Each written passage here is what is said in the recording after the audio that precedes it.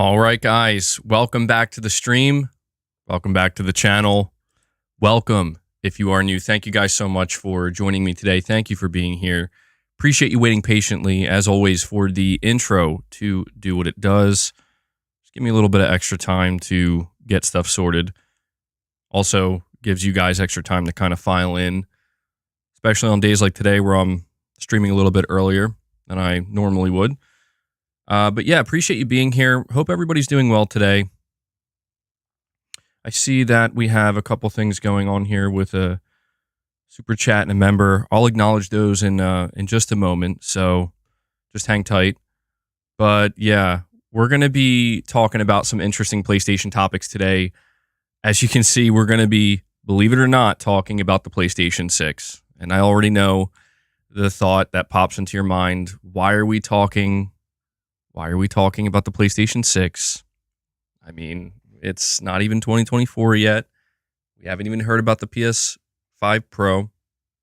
But to be fair, I wasn't planning on talking about it. The reason why I am is because there's actually a report that I came across about apparently some of the features that the PlayStation 6 is going to offer.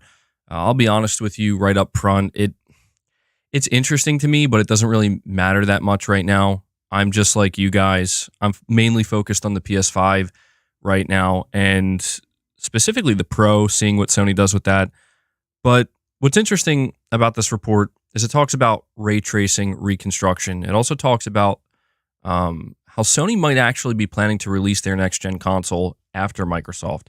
And that to me is pretty interesting because we could see maybe like a bit of a repeat potentially of what we saw with the PlayStation 3 and the Xbox 360, if this report is to be believed. But yeah, I figured I would just relay this information to you guys. I'm not sure how important it's going to be to everybody, right? I mean, most people are probably going to be like, okay, well, sure, maybe it'll come true. Maybe what we're hearing about this with the PlayStation 6 will happen. Maybe not, but we'll talk about it. And we'll talk about the PS5 Pro a little bit as well. We're also going to talk about Bungie again. We're going to talk about Bungie again because, man, Bungie is, I don't know what they're doing. I don't know what they're going to do. They cannot stop upsetting fans. They just did something that caused more controversy with Destiny 2, with the player base. And I just want to talk about this with you guys, let you know what they did. And again, just kind of speculate a little bit about what is going on with this studio. It's hard to believe, man. It is. But we're also going to be talking about, let me see here, the partnerships. You know, I've covered this in my recent videos. Sony is getting very, very, very serious about striking partnership deals with Korean studios and Korean publishers. We heard that this was something they were going to be pursuing. And, you know, I think a lot of us, when we heard that, we're like, okay, yeah, that's cool. We'll see what comes of it. But now we've reached that point where, you know, the rubber's hitting the road, and Sony is, yes, getting very, very serious about locking down talented and, in some cases, well-known Korean game developers and publishers. So we'll talk all about that as well. And I'm sure we'll talk about some other things that pop up along the way. But before I dive into the first topic, which will be about the PlayStation 6 and this new report, I want to give a shout out to Robert West. He decided to become a channel member. It looks like he's actually re-upping his membership. So Robert, thank you so much for that, man. I really appreciate that support. I also have a super chat from Serge. I'll read that momentarily. But Robert, thank you. That's for you, man. Appreciate it. I also just want to let you guys know how you can support me directly. You can do what Robert has done here. Become a channel member. You gain access to some exclusive perks. You get to support me directly. This channel is fan-funded. This content is fan-funded. You guys are the actual sponsors of this channel and of this content. So consider becoming a channel member. If you are already a channel member, even if you were given a membership gift, you have the ability to gift memberships yourself. So consider doing that as well. We have a goal that we strive for, and you know, a lot of times you guys absolutely crush that goal, and it really means a lot to me. So thank you to everybody who helps contribute to that. But last but not least, you can do what Surge343 has done here.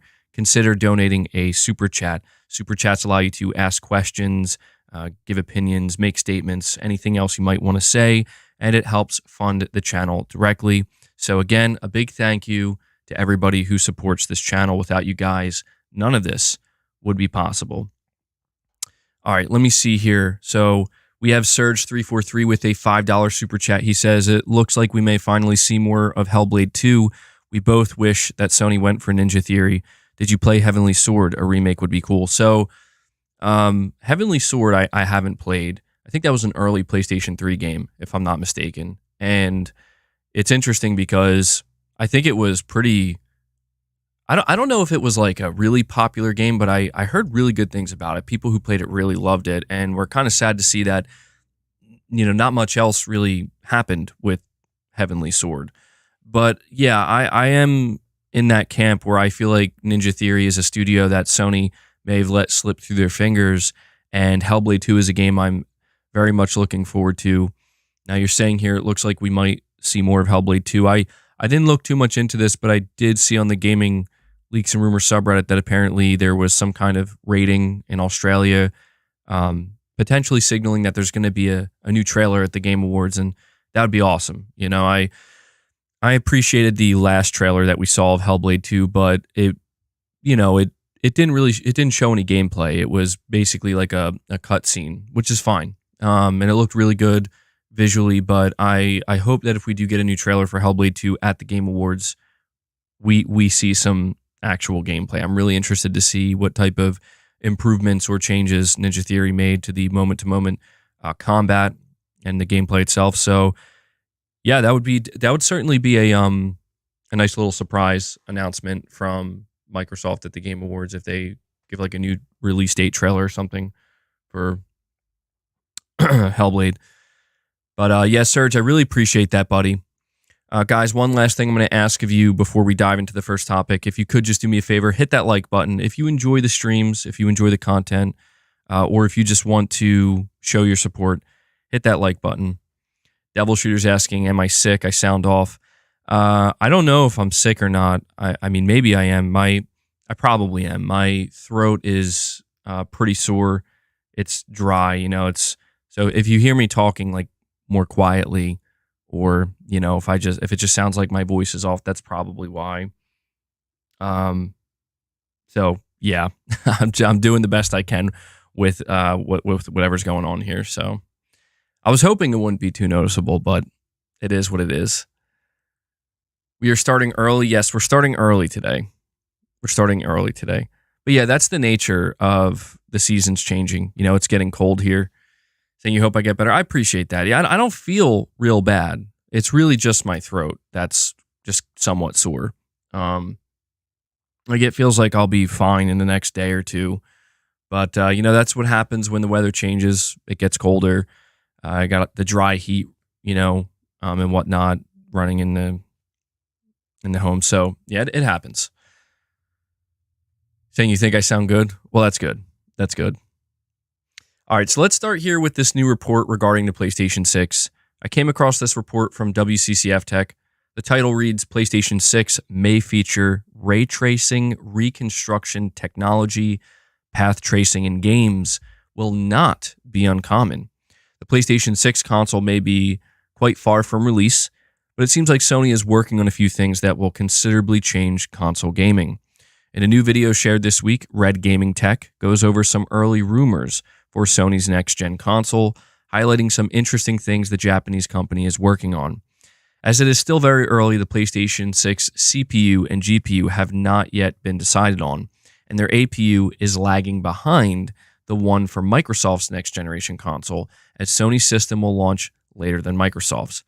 So this is the first really interesting piece of information that we're getting from this new report. I'm not entirely sure how reliable Red Gaming Tech is. I think he's somewhat reliable. He does seem like he has quite a few different contacts. And the way he kind of disperses this info, it doesn't seem like he's trying to gain anything from it. He's just actually putting out there what he's heard. That's my take on it. But according to him, Microsoft and Sony both do, well, obviously Sony does, but he confirms that Microsoft does have a next-gen Xbox console in development. And he says that right now Microsoft is further along with the development of their next-gen Xbox, because they're actually planning on releasing it before Sony. So because of that, Sony's a little bit behind. And this just kind of gets me thinking about what we could end up seeing come 2027, 2028. I think right now, the rumor, or not even the rumor, but it was basically stated in the documents that Sony is striving for, I think, a 2028 console release, to whereas Microsoft might be striving for a 2027 console release. Again, that would kind of be reminiscent of the Xbox 360 and PlayStation 3 generation, where Microsoft came out first. And there's no denying that that would likely help them a lot and boost their sales. But the advantage that Sony would have by waiting is potentially putting out a more capable next-gen console at the same price point. You know, waiting a year can make a significant difference in what you're able to, put into a console that's going to be mass-produced and sold at a, affordable price point. So really interesting right off the bat there. It continues by saying, according to rumors coming from multiple sources, Sony is considering a chiplet design, which AMD already employs in some non-gaming products. The Japanese company is seemingly also looking into some type of large cache that would help developers deal with compute and mixed CPU-GPU workloads, as the console is likely going to use GDDR7 memory, whose latency could be a concern for the console CPU. So again, this is where it kind of starts to get into the technical side of things. This, to me, sounds like work that Mark Cerny would likely be doing behind the scenes, trying to figure this stuff out. It says here, while the PlayStation 6 specifications have yet to be finalized, we already have a good indication of Sony's focuses for its next-generation system: generative AI and ray tracing improvements. The major focus on generative AI could be a massive game changer for all sorts of games, creating more interactive and immersive experiences, even in single-player titles.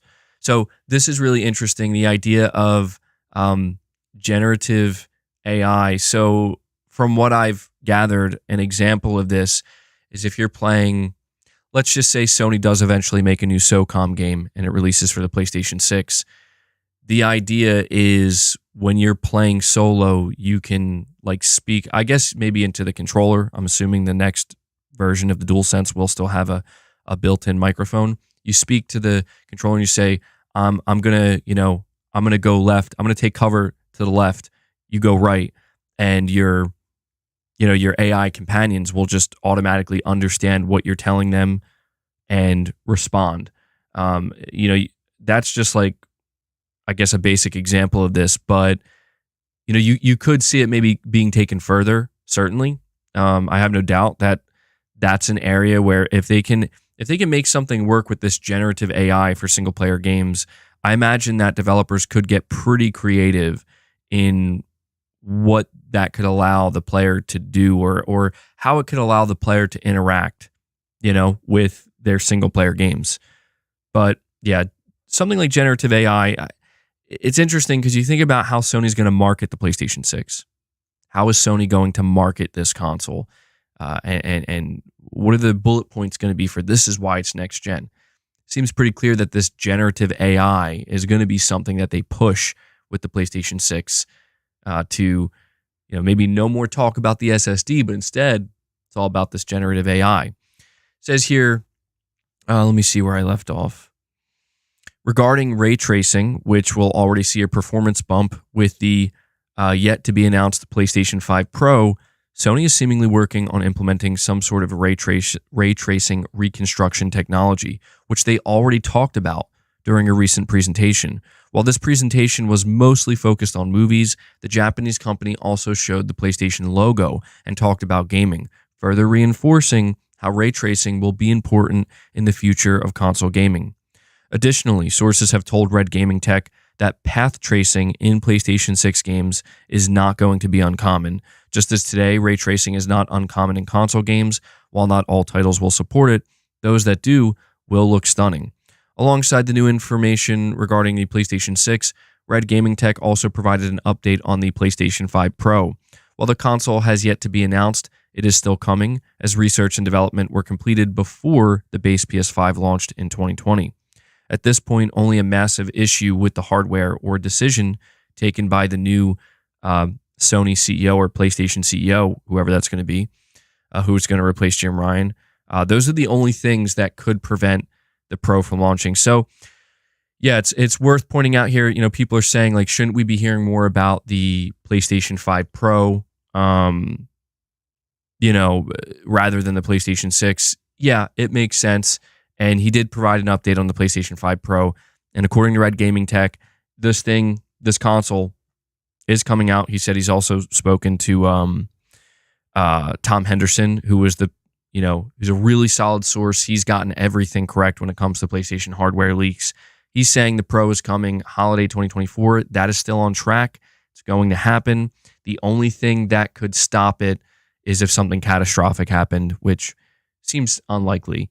But yeah, that to me is what makes the conversation around the PlayStation 6 launching after the next generation Xbox even more interesting, is because you factor in that Sony's going to have a PlayStation 5 Pro. How does that change things up? You know what I mean? How far away is the next gen Xbox, if it launches in 2027, from the 2024 PlayStation 5 Pro? How far away is the PlayStation 6 going to be from the PlayStation 5 Pro? I think it's actually fine if Sony decides to launch the next gen PlayStation after the Xbox, because I think since Sony's going to be releasing a PS5 Pro, giving more space between these consoles is going to be necessary in order to really differentiate them and prevent people from going, why would I buy a PlayStation 6 when I could just buy a PS5 Pro? What's the difference here? Sony giving themselves that extra year potentially could be the difference maker. So, yeah, interesting stuff here. When it comes to Ruby Tay, you're saying that Red Gaming Tech is kind of hit or miss with console news. Yeah, I'm taking all of this with a pinch of salt. Even if everything he's hearing is true and it's from a great source, it's really early. All of this could change. The plans could change tomorrow. We're literally years away from this console launch, from either next gen console launch, and I have no doubt that things will change. Sony's marketing points and the things that they're pursuing could change along the way. Seems a bit too good to be true. Path tracing is difficult to run on even high-end PCs, unless you're running on a 4090. From what I've seen, it could be wrong. I mean, yeah, that's kind of what I've heard as well. But from my perspective, it's like, well, we're talking like 4 years from now. The idea that 4 years from now, Sony's going to launch a PlayStation 6 console that when they show, I don't know, I like Ghost of Tsushima 3, or, well, maybe not 3. I mean, 2 will probably come out towards the end of this generation. Let's say Naughty Dog's new IP. Like, it seems clear that Naughty Dog's working on a new IP. Let's say they show Naughty Dog's new IP and it's going to be ready to launch with the PlayStation 6. It'll still launch on the PS5, but on the PlayStation 6, they're like, yeah, we can do like path tracing with this. I wouldn't be surprised, because we've seen Sony do this with ray tracing up front with the PS5. They were kind of the first one to come out and show off, like, I think with like Spider-Man Miles Morales, like, look, we're implementing Insomniac, that is, we're implementing ray tracing in a pretty significant way. And everybody's impressed with that. They're like, wow, that looks really good. I think ray tracing has kind of fell to the wayside a little bit. One of the biggest reasons right now that people are saying, like, why are we focused on the PlayStation? Why are we even talking about the PlayStation 6? Feels like this generation hasn't even begun. I agree entirely. Like, I'm not in any rush to get to the PlayStation 6. I wouldn't mind if Sony said, we're just going to extend this generation, and try to really do more with the PS5, for the simple fact that it got off to such a weird, slow start. I would be fine with that. I'm not in any rush. I don't think anybody really is. But, Sony still does have to work on these things, and, they have to plan for what the PlayStation 6 is going to be. We have Lone Wolf Gamer, member for 7 months. He says, MBG, just imagine what games like GTA 6 and Wolverine will look like on a PS5 Pro. It'll be a day one buy for me. What about you? Yeah, it's definitely going to be a day one buy for me. the power factor for me is not the most important thing, certainly not. But I can't deny that when Sony comes out 4 years later, I've spent 4 years with the PS5. I've put thousands and thousands of hours into it, and have enjoyed it. Still enjoying it. Still got a whole year left. Sony comes out with a PS5 Pro and says, "Hey, here's a more powerful version of the PS5, a more capable version. Here's what it's going to do for games. It's going to make them look and run even better. Maybe a little bit more ray tracing." That sounds great to me. I have no problem supporting that. No problem buying that. And I'm like, my assumption, like the only thing I'll be a little bit hesitant about with this, is I want to really see how Sony is going to market the Pro, because there was this rumor. I think this actually came from Tom Henderson. The rumor was that the PS5 Pro is going to have an 8K performance mode. And see, that makes me hesitant if that's true, because it's like, I don't need an 8K performance mode, and I definitely don't want to pay for that. You know what I mean? I don't know why Sony would think we need an 8K performance mode, honestly. But I see we have the legend, Exley 3000, coming in, doing what he does best, dropping some memberships for this community. Exley, thank you so much, my friend. He drops 5 membership gifts for the community here. I see W's flowing in the chat, which is amazing to see. So Exley, let me give you a thank you for that. And because we're talking about the PS5 Pro and the PlayStation 6, I'll throw in a Mark Cerny for you. I'm going to add this to the counter, getting us off to a strong start. 5 members gifted. Good stuff. Yeah, there are... So I don't know that we're going to be doing a members lounge today. Hopefully you guys will understand. I'm actually not... I'm hoping this stream can go normal length, because my throat is bothering me quite a bit, and I have to talk a little bit quieter. So I definitely can't. I'm likely not going to be doing a members lounge today. However, for anybody who is a member, or if you were just gifted a membership thanks to Exley, there are quite a few different members lounge episodes, if you want to call them that, I guess, or streams that you can go check out. Some of them are gameplay, some of them are just hanging out, some of them are reaction videos. So again, if you're a member, you have access to all that. Go check it out.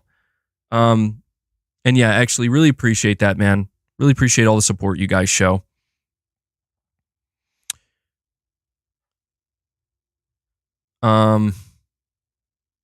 Yeah, 8K resolution. I see. You're hoping I do another Lies of P gameplay. That was fun. I probably will. Yeah, I've been playing it more. I'm really starting to get into it. I'm really enjoying it. I'm going to talk about Lies of P a little bit later, so sit tight for that. Actually, I don't know, but yeah, I don't know that we need an 8K performance mode. I hope that's like one of the that's what makes me nervous, is that Sony is going to be somewhat desperate to find ways to market a PlayStation 5 Pro to make it sound like it's worth the upgrade. And I understand from that perspective why maybe leaning into something like, we now have an 8K performance mode, maybe to like the average, more casual consumer, like, oh, well, that sounds great to me. Sounds like an upgrade to me. And I guess technically it would be an upgrade, but it's like, I just don't know how that's going to, I don't know how that could possibly be a marketing bullet point for the PS5 Pro when virtually no one has 8K capable televisions, and there's very, very little, if any, actual 8K content.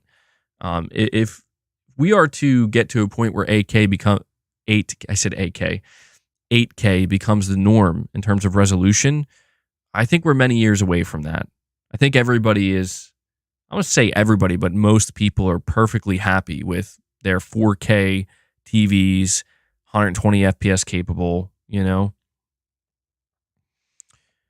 We have Shelly here, member for 6 months. Appreciate that. Saying, I played Suicide Squad. It's like Guardians of the Galaxy. Bland gameplay, great characters. Also, Resident Evil 4 on VR December 8th, 5 AAA VR titles in 2023, Valve and Meta equals 0.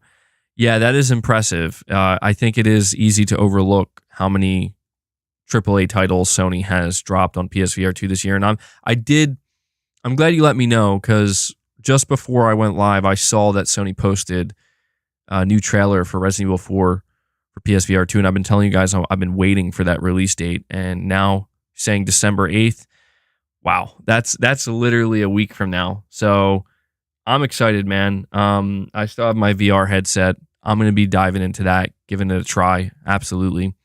I think they did say it's I think they said it was a free upgrade, right? For anybody who owns Resident Evil 4. I do own the game, so even if it's not a free upgrade, if it's like a $10 upgrade fee, I'll definitely pay that.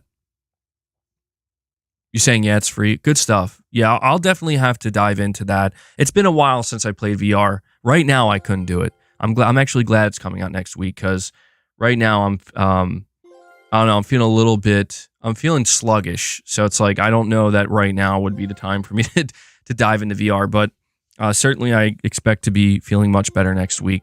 So yeah, RE4 in VR, I played a little bit of RE8 and it was pretty amazing.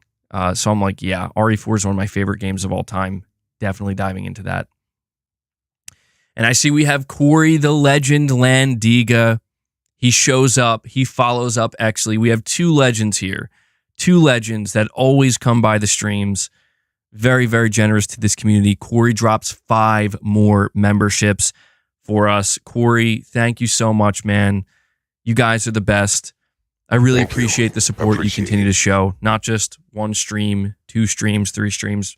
I mean, pretty much every stream you guys are coming out strong. So, Corey, let me give you a no matter Joel what, for that. you keep and I'm going to add that to the counter. That brings us up to 10 new members on the day.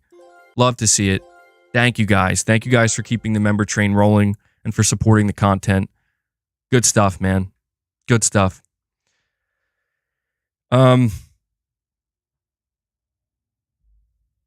Yeah, getting back to the conversation about the PS6 and the PS5 Pro. Now, the PlayStation 6, this ray tracing reconstruction technology and potentially path tracing.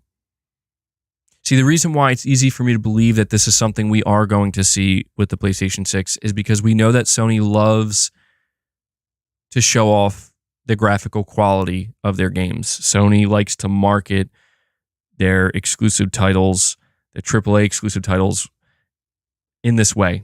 And there's no denying that gamers, I don't want to speak for all gamers, but a lot of gamers love to see that type of stuff. They love to see that kind of pop, that visual boom. I notice as I get older, I'm caring less and less about that. Like I love good graphics in games, and I do have a genuine appreciation for them. And I really want to see, like, for example, what the next Ghost of Tsushima is going to look like, what Naughty Dog's next game is going to look like. And I love having good graphics, but it's just one of these things where it's like, it's going to take a lot at this point in time. When we think about the PlayStation 6, it's going to take a lot for Sony to get me like to go, wow. With the PS5, they did a pretty good job. I mean, when I saw games like Ratchet and Clank, when I saw the ray tracing in Miles Morales, when I see like games like Horizon Forbidden West, even knowing they're cross-gen and seeing how good they look on the PS5, it's like, okay, yeah, this is pretty amazing looking. But games are getting so good looking now that it's like what they would have to do with the PlayStation 6, and that's kind of the surprise factor that they're going to have to hold on to, where, it's going to take a lot to impress you with visuals. Well, here you go. Take a look at, again, Naughty Dog's new IP, or their next AAA game running on the PlayStation 6 with path tracing, and it might, my jaw might be on the ground. And we have legend number 3. Look at these guys. Legend number 3, Hellbound 1981, coming in, following up Corey, following up Exley, dropping 5 more memberships for the channel and for the community. Hellbound, thank you so much for that, my friend. You're just as consistent as these guys, where you're here every stream, always dropping some member gifts, always showing incredible support. And it again, it really means a lot, Hellbound. So for that, thank you. I'm going to give you thank you. Appreciate it. And I'm going to give you a snake. Kept you waiting. Good stuff, Hellbound. Good stuff. Hellbound brings us to 15 members on the day. So guys, we are well on our way to hitting our first goal. It'll be interesting to see if we can do that today. Yeah, the generosity of this community, again, it knows no bounds, man.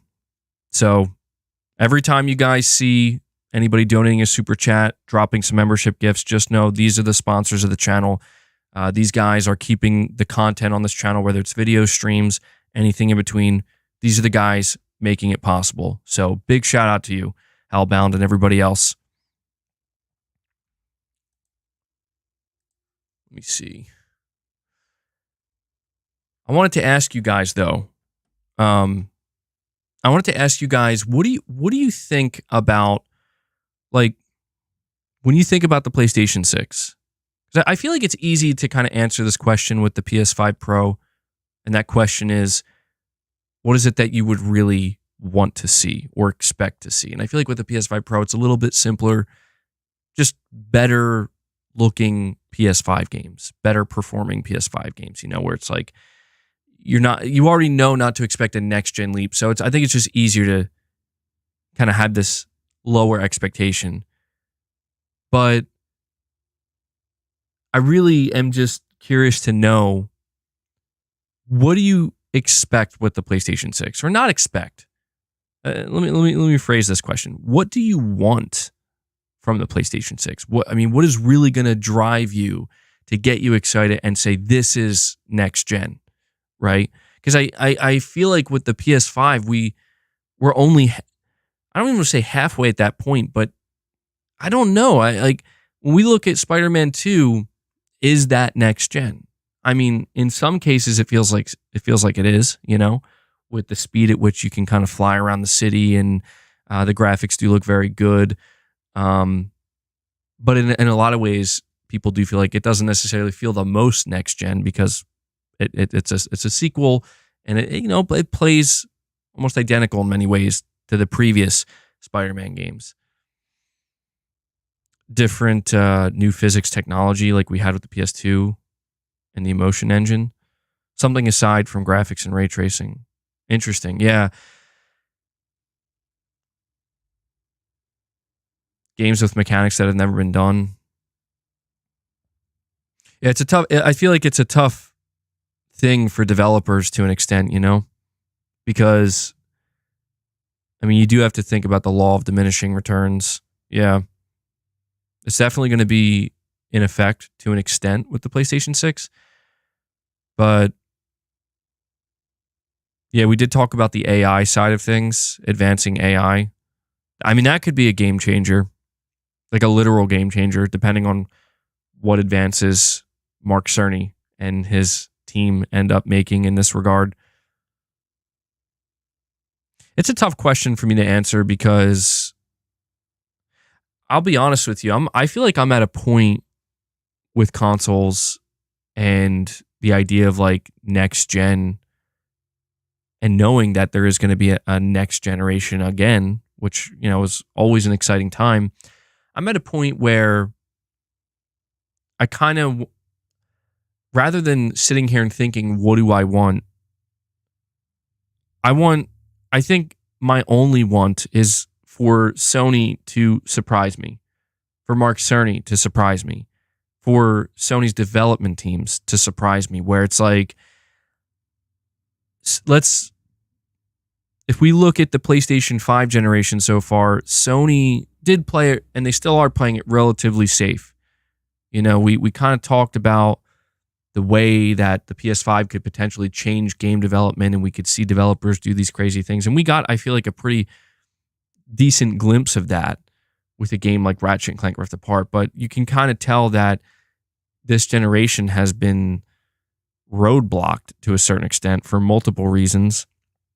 And we're at this kind of weird point right now where we are waiting for that roadmap from Sony to see their studios, to see their games, so that way we can kind of get a better idea of like, are they leaning more so into these gameplay innovations that we had all hoped to see.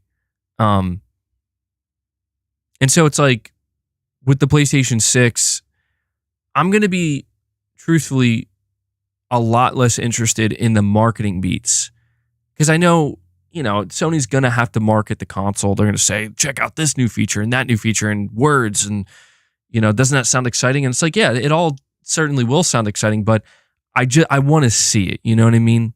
Like, I guess what I'm trying to say is I hope if we get another deep dive discussion from Mark Cerny in like 4 years from now with the PlayStation 6, I hope he shows up with a game, a game from one of Sony studios, and says, and now I'm going to show you what I'm talking about. I'm going to demonstrate this type of innovation, and this is coming from Sony Santa Monica or something like that, on their new IP, or just like, maybe that's where they announce a new game. I think that this is what I would like to see first and foremost when it comes to something that will get me genuinely very excited and enthusiastic about the next generation, because I'm automatically going to be excited at the notion of a PlayStation 6.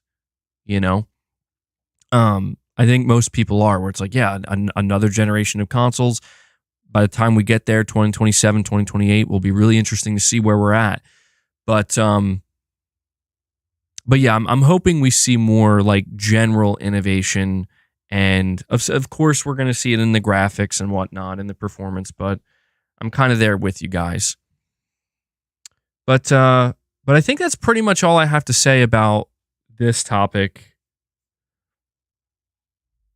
We have Surge343 with another super chat. He says, I recently beat Forbidden West prior to playing Atomic Heart. Was amazing. How did the big three Sony sequels for you stack up to the first games? So I'm assuming you're talking about Horizon, God of War, and Spider-Man 2. That's my assumption when you say the big three Sony sequels. It's a good question. It's a good question, man. Unless you're talking about, he could be talking about I'm assuming he's talking about Spider-Man 2, though, since that's more recent than The Last of Us 2. How do they stack up to it's a great question. I mean, for me, Forbidden West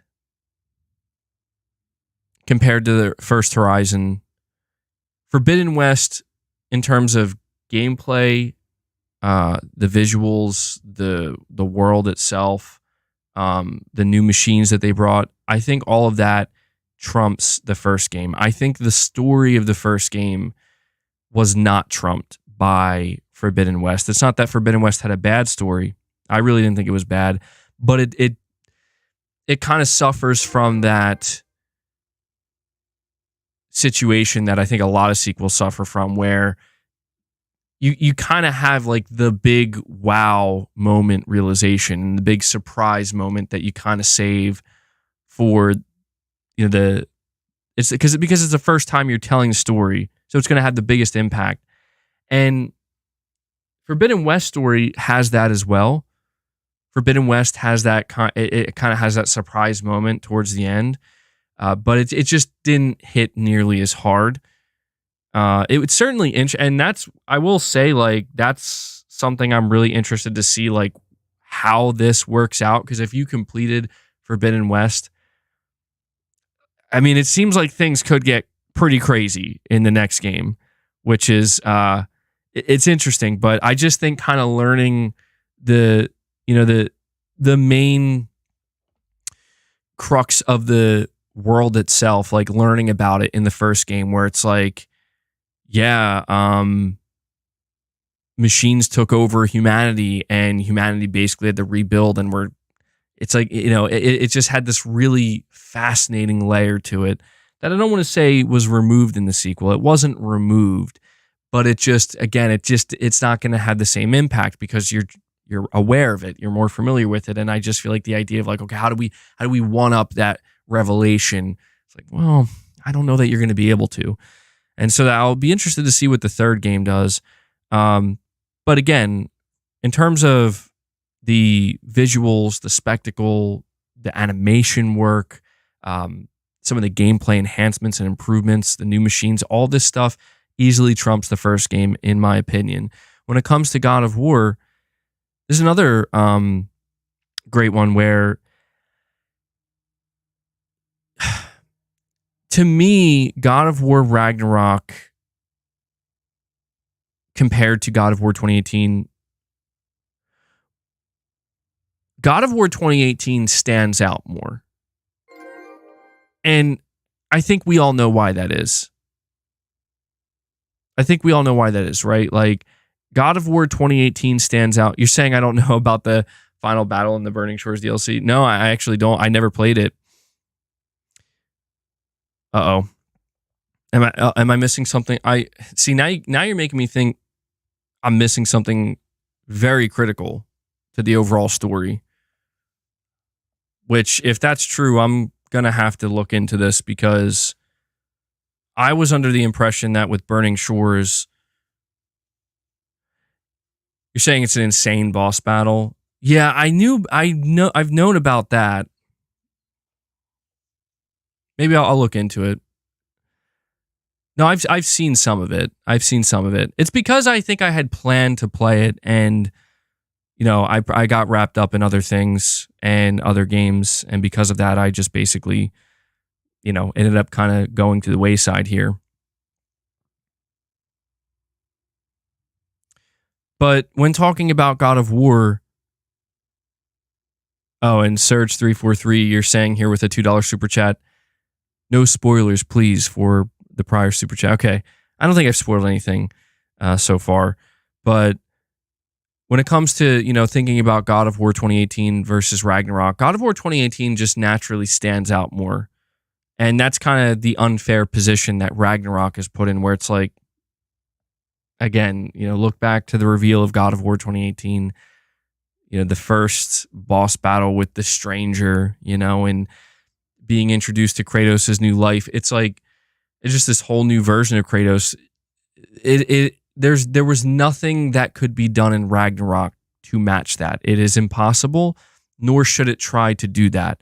And I will say that's what I really appreciated about Ragnarok is, you got a little bit nervous that they were going to try to, they were going to be too focused on, okay, how do we like make this game more impactful than the first one? And it's like, well, you can't. You shouldn't try, because you can't. Yeah, that's a good way of putting it, Josh. You're saying Ragnarok is better for the world building. Yeah, I agree with that. I feel like God of War 2018 was very heavily focused on Kratos' character, Atreus, their relationship, and kind of showing the transformation, to whereas Ragnarok, it was like that was still there, but there was also a whole other side of it where it's like, but we really want to kind of show you these other characters too, and really focus on them a lot more. Atreus, in a way, being one of them. And I think they did it really well. I mean, there's no doubt that Ragnarok played it safe, but in a way that made a ton of sense. Like, that's the thing is, I feel like it's you can call something out for, oh, it's playing it safe. It's like, yeah, but that doesn't mean it's bad or that there's something wrong with that. It's in fact, most of the time, it makes sense. Ragnarok had a lot of amazing moments. It had a lot of over the top moments, but it didn't try to get in its own way by being like, well, we got to make sure that this game's more memorable because of this one thing we're just going to throw in there randomly. You know what I mean? It didn't give me that vibe at all. And I actually really appreciated it. The only downside to Ragnarok, like people have had complaints about the pacing. Some people have had complaints about, the Atreus parts of the game, and I get that. The one thing I will agree with is the pacing was not as good. It was like, some people make it sound like Ragnarok was like dull and totally horrible pacing. It's like, I don't agree with that at all. I think it had some issues, but I think they were relatively minor, if not very minor. You're saying Ragnarok's pacing was really fast. I didn't get that feeling with it. I felt like it was a little bit on the slower side, but I guess everybody interprets it differently. It kind of depends on how important each moment is to you. You're saying the twist was perfect. Yeah,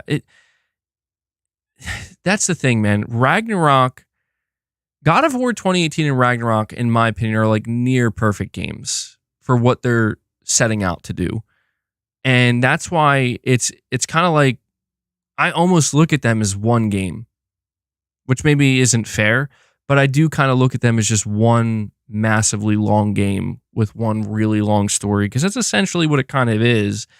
And I just feel like they both set out to do two separate things. The first game sets out to reestablish who Kratos is, right?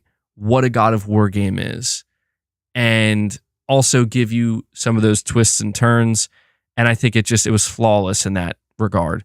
And I feel like Ragnarok is essentially just coming to the table and saying, we're going to do more of that, but we're going to kind of flesh it out in a more significant way. And there will still be some twists and turns, of course. There will be some over the top moments, but I never got this feeling with Ragnarok that it was like trying too hard. And that I really appreciated, because I always kind of have this fear, with these big sequels that, oh man, like I don't want them to try too hard, or I don't want it to be obvious that they're trying too hard, because a lot of times when that happens, it can kind of just ruin, I don't know, the flow of a game.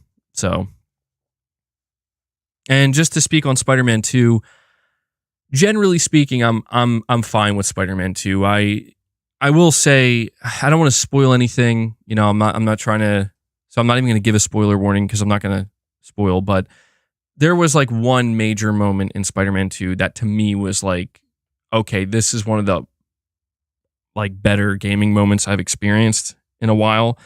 Very exciting in that regard, but I can't lie when I say that the overall story, I didn't have a problem with Spider-Man 2's story. I thought it was fine, but the overall story and the impact it had, the first game definitely, I think, did better. In my opinion. Like, I just think back to the story of Spider-Man 2018, and I'm like, yeah, I think I just enjoyed that overall more. Had more of an impact. It felt heavier, but not too heavy. It kind of was perfect in the sense of it just nailed that balance that I think a game like Spider-Man has to have, or a Spider-Man story has to have. Not to say that Spider-Man 2's was off balance, but Spider-Man 2 just didn't really... You're saying the story felt rushed to you? Yeah, I could... You know what I think might have caused that feeling?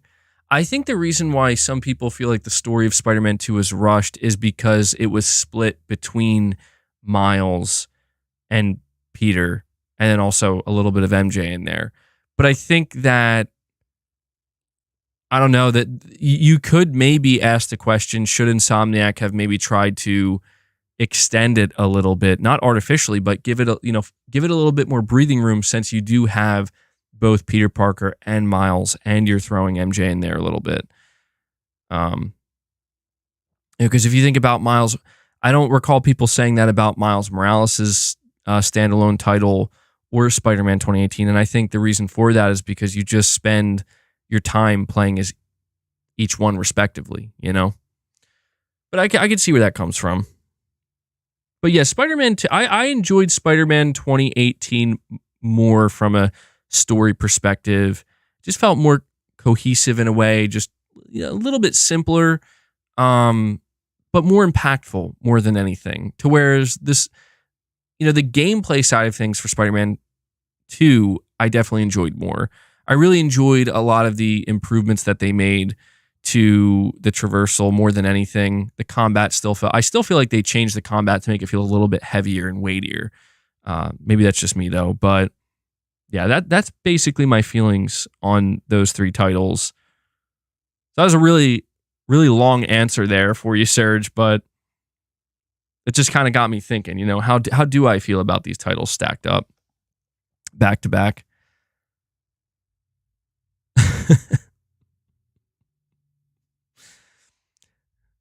I love when we bring up Spider-Man 2 because I just love to see what Exley's going to say next.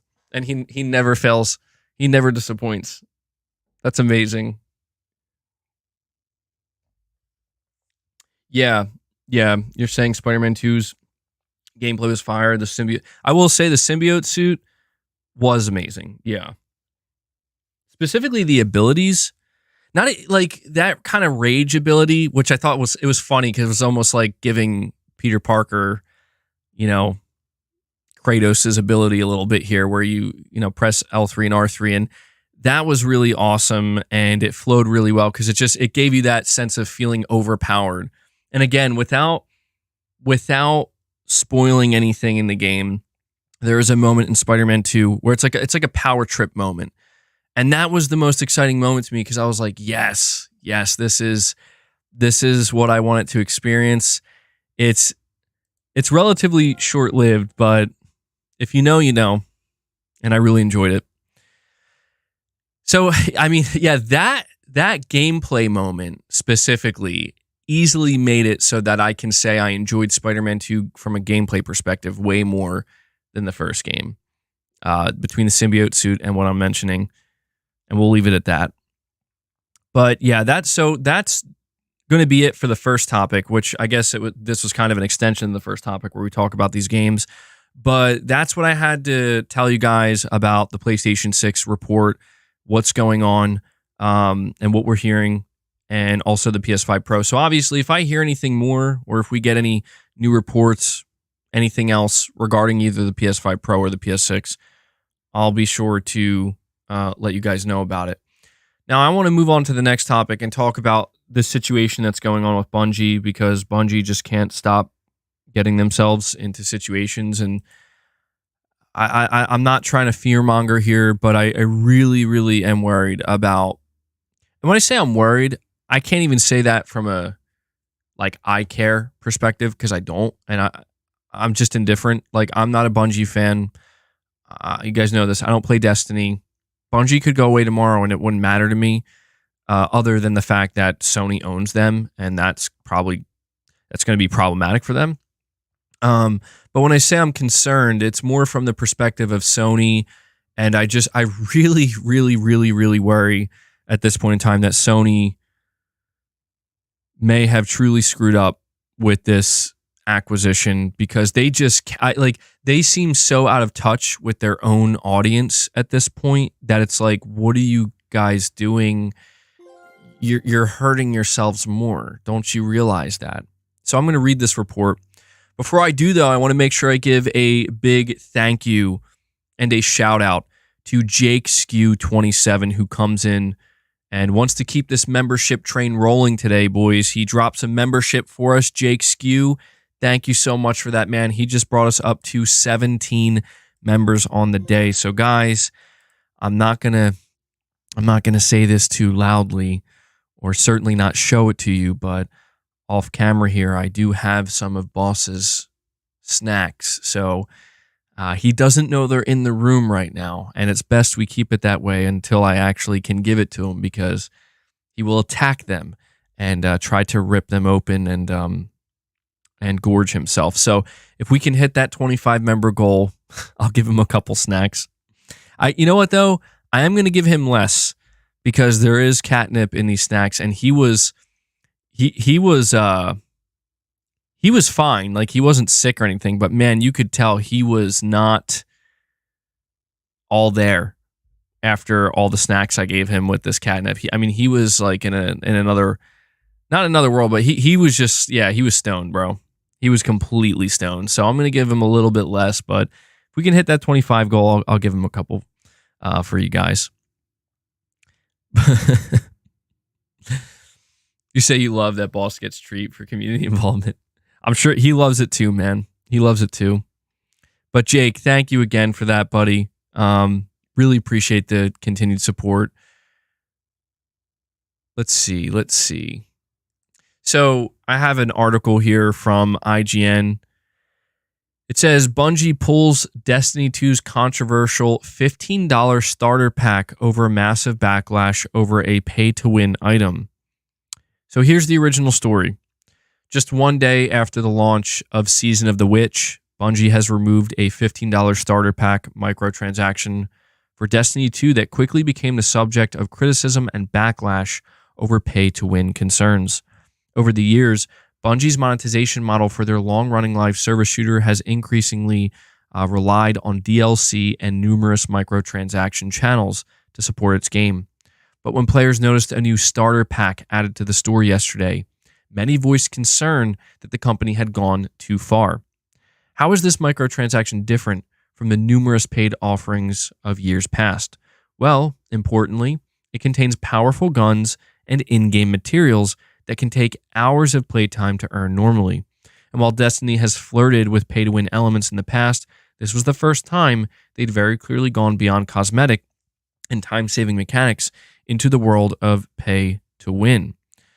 It says among the concerned voices was popular Destiny content creator Dado, who reserved a section of his recent YouTube video to lay into the microtransaction offering, asking, quote, "How much more tone deaf can you possibly get?" End quote.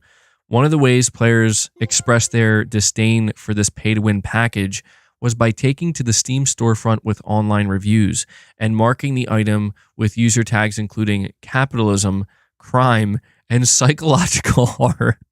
That's amazing. The listing has since been removed. The controversy comes at a troubling time for Bungie after an underwhelming expansion earlier this year and poor player engagement leading up to Destiny Saga's finale. So much so, in fact, that Bungie cited lower than expected revenue and has laid off nearly 10% of its staff last month. Now, there is an update. There is an update to this whole situation here. And so the update says Bungie has addressed the removal of the controversial Destiny 2 starter pack via X/Twitter. We've heard your concerns and agreed that there are other parts of Destiny 2 that new players should want to dive into first before chasing these exotic weapons, cosmetics, and upgrade materials, the post said. These comments don't seem to walk back the idea of charging money for benefits that have a direct impact on gameplay or the loot grind. A number of replies to Bungie's response pointed out these materials should be provided to new players for free, given the amount of content there is to play through. Yeah. So it's just like, what are you guys doing? I just don't understand how at a time like this they could not realize, like, you're just pouring gasoline on the fire. You are at a time when you should be focused on putting that fire out with the community. And I say this as somebody who's not even involved, where even I'm looking at this being like, are you stupid? You know, like, honestly, like, how could you think that this was going to go down well at a time like this? It doesn't make sense. Jeff B Gaming, I don't know if it looks like you didn't say anything, but I'll give you a shout out here for being a member for 7 months, man. Really appreciate that, Jeff B Gaming. We have Unintended Studios, a member for 24 months, who says, hope you got your VR legs ready for December 8th. If not, better start getting them ready. Loved RE4 on the Quest. Can't wait for the remake on PSVR 2. Yeah, I did mention that earlier. I am thinking I might have to try to get myself reacquainted with it. But when I do jump in the Resident Evil 4 remake on VR2, I'm going to take it slow. I'm going to do it in like 10 or 15 minute chunks. And then when I start to feel like I'm getting, again, reacquainted with it, I'll bump it up. But I appreciate that on Unintended Studios. Thank you for the long-term support, bud. But yeah, like, look, I'm not here to like bash Bungie necessarily. Because the thing about this situation to me is I don't care literally at all about Destiny 2. And I don't mean to sound rude, but I don't care about the Destiny 2 community either. I'm just literally don't care. Like, I'm not part of it. I never have been. I know that they care very much. What I do know is that they do care very much about the game, about Bungie in the future. And I get that. But my whole thing here is, like, when I look at this, right, I think, okay, so we just got off of Bungie having their worst month literally ever with a ton of layoffs. You know, you're saying, hold on, you're saying, why do you hate Bungie so much? You don't see Blizzard consider making expansions on Diablo 4 cost $100 per year. I'm not defending Bungie, but come on, every live service game is like this.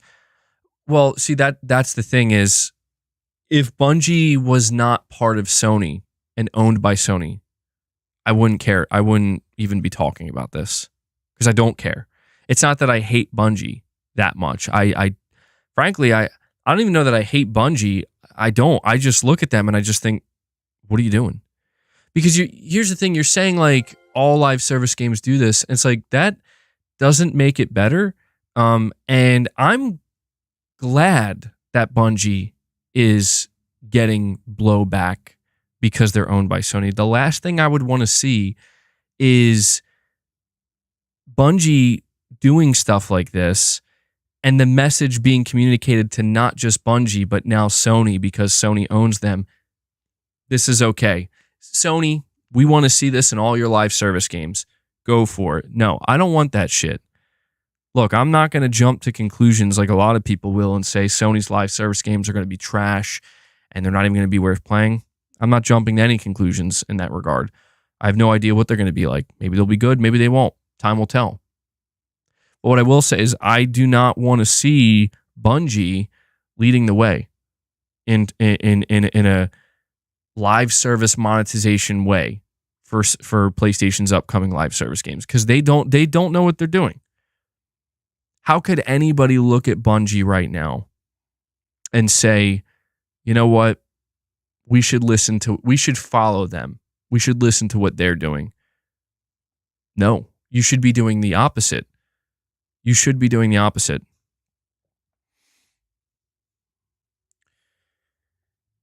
Why do I think Microsoft bought Activision Blizzard? Because of Crash? Because of Spyro? No. The money they can make from Call of Duty monetization. Well, yeah, but dude, like, that's the thing is, I don't want to see that. Like like, listen, I understand that you can only fight this so much, you know? You can only fight it so much because there are communities of gamers and live service games where the communities have just accepted this is the way it is and we're okay with it. We're going to keep paying for this. We're going to keep giving you money for this. I don't want to see that happen because there has to be a better balance than what we're seeing. To be honest, before I saw this, see, what makes this concerning to me is that it's not the fact that Bungie wants to try to make as much money from their customers as possible. That's not at all surprising. That is the goal of every company, every game, every live service. They want to extract as much money from their player base as possible. What is surprising to me about this is that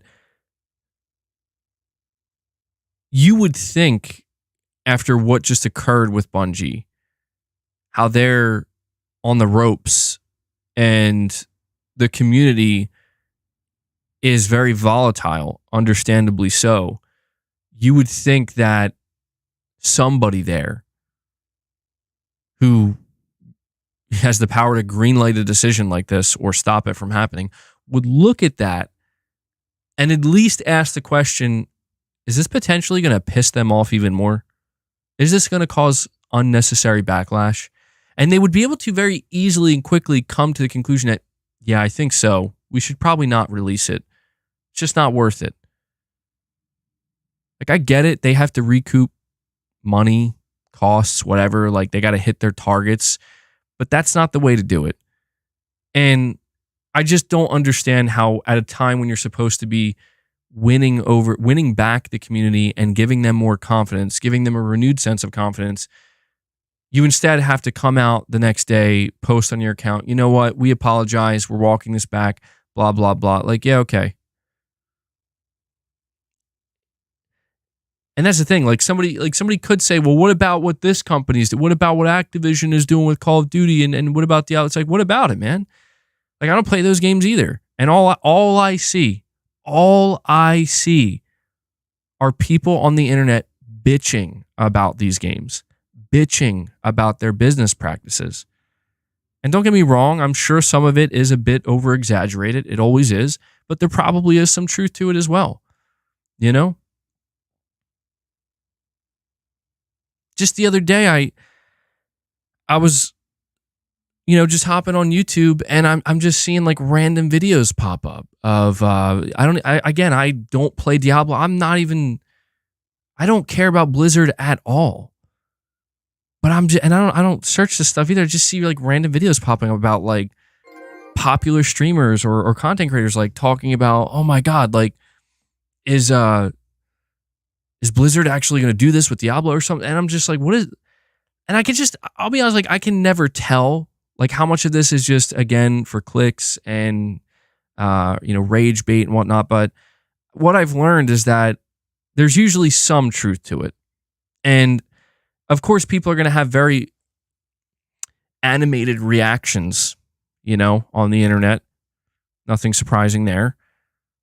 But when you look past the over-animated reaction and you just look at what it is, you begin to realize that, maybe there is a problem here. Maybe it's not, but that's the thing. The market speaks. The market speaks, and we could say, what about Call of Duty? What about Diablo? What about all these other live service games? But what does it have to do with Bungie and the state of Destiny? It does, like, turning and saying that this company is getting away with this and everybody seems to be fine with it doesn't mean that suddenly the Destiny player base is going to turn to Bungie and say, you know what? It's cool. It's just not how it works. It's different for every game. It's different for every developer. It's different for every publisher. And in this specific case, when it comes to Bungie, I don't feel sorry for them. I don't feel sorry for the backlash they're getting, and I feel sorry for the community to an extent. Not that sorry, because it's like, well, that's the dangerous game of embracing live service. Live service is a dangerous game, not just for the developers and the publishers, but for the player base as well. Because once you prop up a live service game, and they have your support, you're giving them power. And when you give them the power, with that always comes the possibility that they're going to make some dumb decisions and ruin something you love. That's just how that's how it goes. Like when a great single player game is released, nothing can ruin it. It can't transform into something else. It's just a great single player game that will always exist. They could ruin it with a sequel maybe one day, of course, but the thing about a live service game is it literally transforms, and we've seen it happen time and time again where eventually it'll transform for a lot of people into a game that they no longer recognize, they no longer care about, and they end up just having resentment towards the studio, towards the game itself, even towards the community potentially. And that's just the natural way of things. So you're saying it's like Fortnite for you? I mean, that's what's kind of funny is they're like, oh, here's OG Fortnite. And it just goes to show like that's the literal nature of a live service game where we're bringing back something that did exist, no longer exists, but we know people miss it. It's an effective tactic. But my biggest concern here, not to make a mountain out of a molehill, because I don't think it is. Like, if Bungie closes, Sony will be fine. That's a lot of money they would have to eat.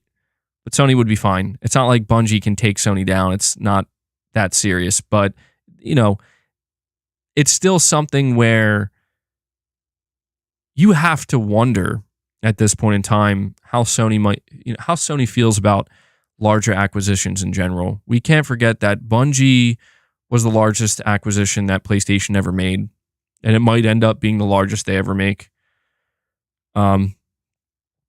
Jake, you're saying you're off to work, man. Well, I appreciate you stopping by, and I appreciate the membership. Hope you have a good day at work. We just can't forget that Bungie was the largest purchase that Sony ever made. And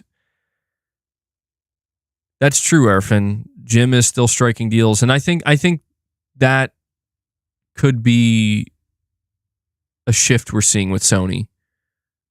It is the fact that it went from we're acquiring, and now we're acquiring Bungie. And the big question I think we all have is, like, is this where it peaks? Like, is Sony going to keep acquiring after Bungie, or is Bungie going to be the last stop? For now, I'm not saying permanently, but just for now, and I could be wrong. I could find out next year that I'm completely wrong. I don't want to say Bungie's the last stop, but I wouldn't be surprised if Sony's a little bit hesitant now. You know, where it's like, maybe we should just lean more into partnerships. It's a safer bet. Because that's the thing, is like, acquisitions do come with risk. So do partnerships, but acquisition can be more risky, as we're seeing with Sony, where it's like, this is your problem now, Sony. Everything that goes wrong with Bungie is now Sony's problem. Now, Sony may be hands off and say, you guys run the ship how you want. That may have been part of their agreement, but every backlash, every time the bottom line is damaged, so to speak, or, you know, there's problems, that is a problem that Sony has to deal with, because they literally own them now. And so if Bungie goes away eventually, if they implode on themselves, that's on Sony. Like, that's billions of dollars you spent, and you can kind of see the risk involved here. And that risk isn't exclusive to Sony. That risk goes across the entire industry with every game, and every game developer, every game publisher, every game purchase, or not game every publisher or developer purchase, I mean to say. We have Daniel, member for 5 months. He says, hey, MBG, I've been catching up on all the live streams. I finally reached the GTA 6 stream. I decided to tune in live for once. So I appreciate that, Daniel. I noticed that there are quite a few people who watch my streams after the fact, and, you know, they're trying to keep up, and I appreciate that. Obviously, I very much appreciate everybody who tunes in live. I know it's difficult for a lot of people, but anybody who's watching my content, thank you, guys. Austin Kays with a $5 super chat says, to be fair, I think Bungie used to know what they were doing, and that is what attracted Sony. They lost touch after The Witch Queen, in my opinion. I mean, that would be that would be incredibly unfortunate for Sony, where it's like, they did know what they were doing, and they were very good at what they were doing. And then it turns out that at the exact same time that Sony purchased them is when they started to go downhill. Turns out that Sony bought them at their peak, and they'll never return to that peak, ever. I mean, of course, that's a heavy-handed statement. We don't know. We don't know if they will return to that peak or not. But right now, it's looking, I don't know if dire is the right word, but it's going downhill. And again, they could stop it, start climbing back up. But this is, you know, seeing stuff like this, it's not saying peak was Halo 3. Yeah, I mean, I guess for some people, it could have been that far back.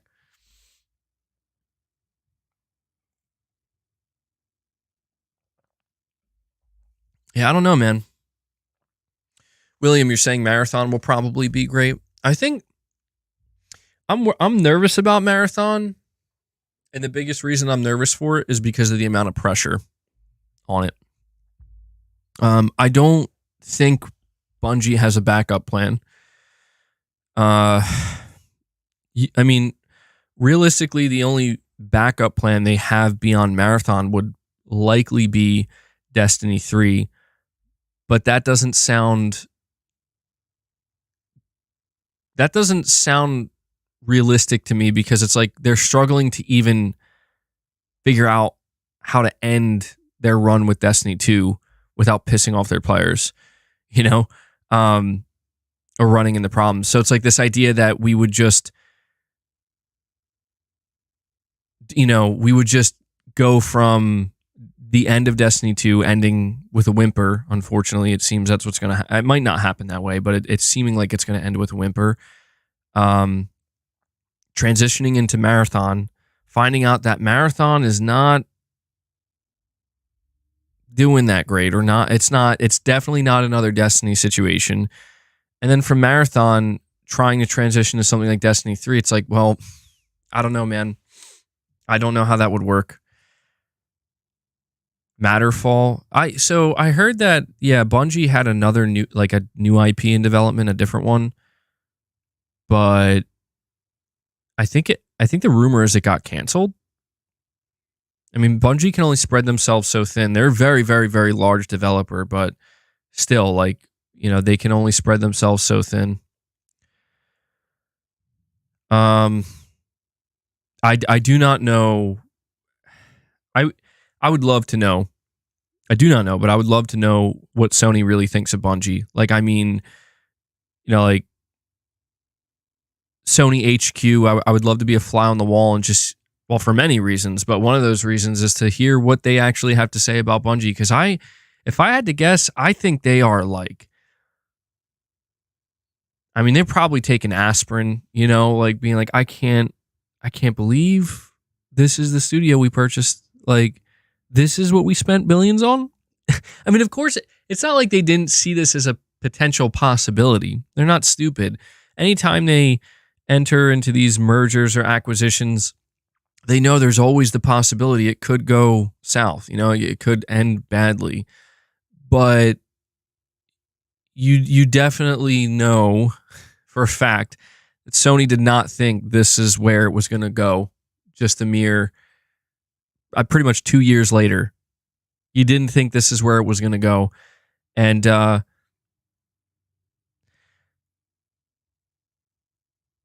here's a thought for you. Here's a thought I just had.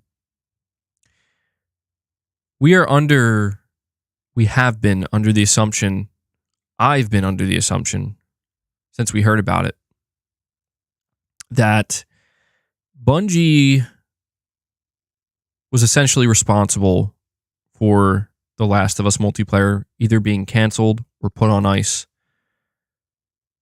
And I got pretty upset at that news because I thought that was unfair. This idea that Bungie would be allowed to just walk in and determine, hey, this game gets the green light, this one gets the red light. What if it's the other way around? What if Sony, now this is a big what if, but when you look at what's happening right now, I don't think it's that far-fetched. What if Sony saw what was happening with Bungie, basically saw, because they would be privy to this information, Bungie is sinking. They are going down, they're not making money anywhere near the amount that they expected to make. They're struggling.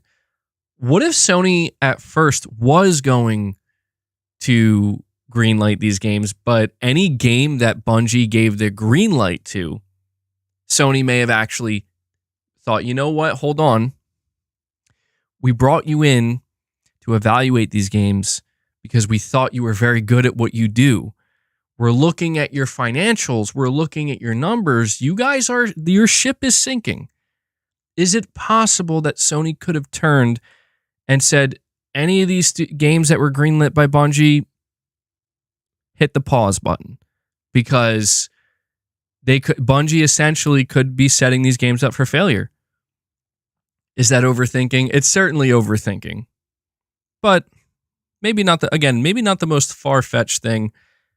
Because here's the thing, though. The assumption, and really quick, I see Chris B., a longtime member. Chris B. comes in, member for 39 months, and says, keep it up, MBG. Chris, I really appreciate that, bud. Chris, I want to give you a shout out too for being a member for such a long time. Nearly 40 months, man. That is quite the achievement. So I really appreciate it. Thank you, Chris. Good stuff. The assumption right now is that all of the games that are going to be the 6 games, there's, I think, 6 live service games. The assumption is that 6 live service games that are still on track, these were games that were given the green light by Bungie. The assumption is that the 6 games that are delayed and need more time, these are the games that were given the thumbs down by Bungie. What if it's the other way around? Is it really that hard? Is it that far-fetched to consider that? I don't think it is, because again, we just have to look at the facts. The fact of the matter is Bungie is in trouble. They're not doing well. I mean, they are sinking to an extent. And there's seemingly nothing. The only thing that could save them is their upcoming expansion. But fans seem to have very, very little faith that it's going to be enough. We're hearing that now Marathon is delayed to 2025. We're hearing rumors that streamers played an early build of Marathon and no one wanted to play it. Yeah, and even Bungie themselves admitted that, man, if it wasn't for us getting acquired by Sony, who knows what this situation could possibly end us, or reduce us to a very, very, very small team. To me, it is not even a little bit far-fetched to think that, well, let's just say, maybe not, I don't know if maybe we could say still Jim Ryan because he's still there, or Hiroki Totoki, whoever's in charge over there at Sony HQ.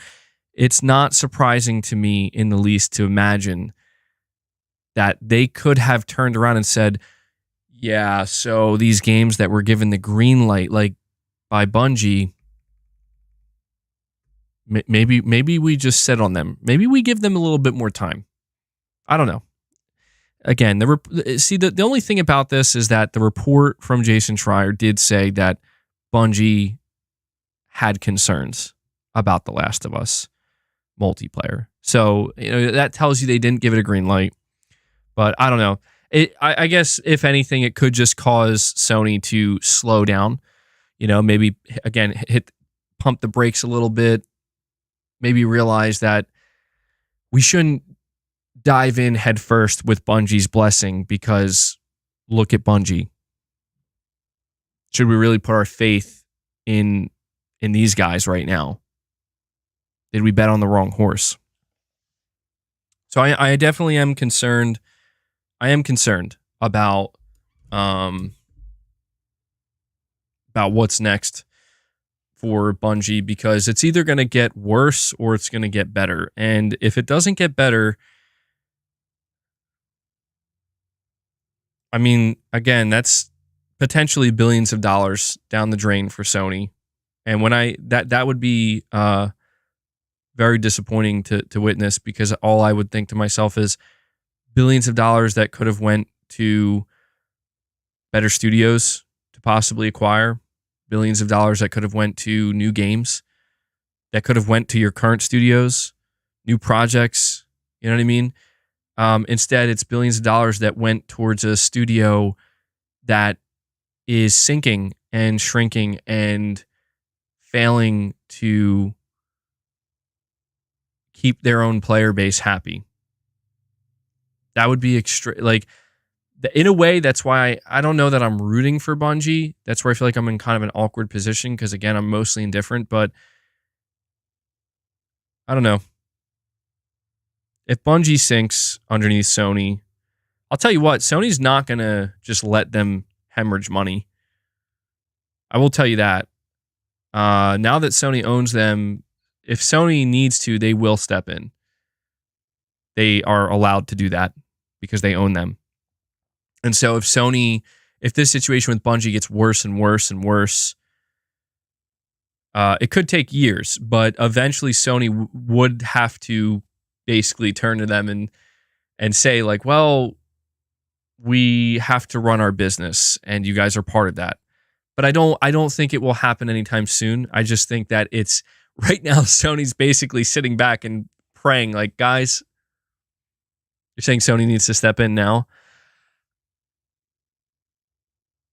Things could, yeah. Well, another thing about this is I think Sony's afraid of making the situation worse. So, see, the idea of Sony stepping in is in a more boss-like manner. Like, I'm your boss, and you're going to listen to me. I don't think Sony's willing to do that, and I don't think that would be a good idea to do that. I think what Sony has to do right now is, how can we help you help yourself? Because we need you to do better. You do better, we do better, everything's great.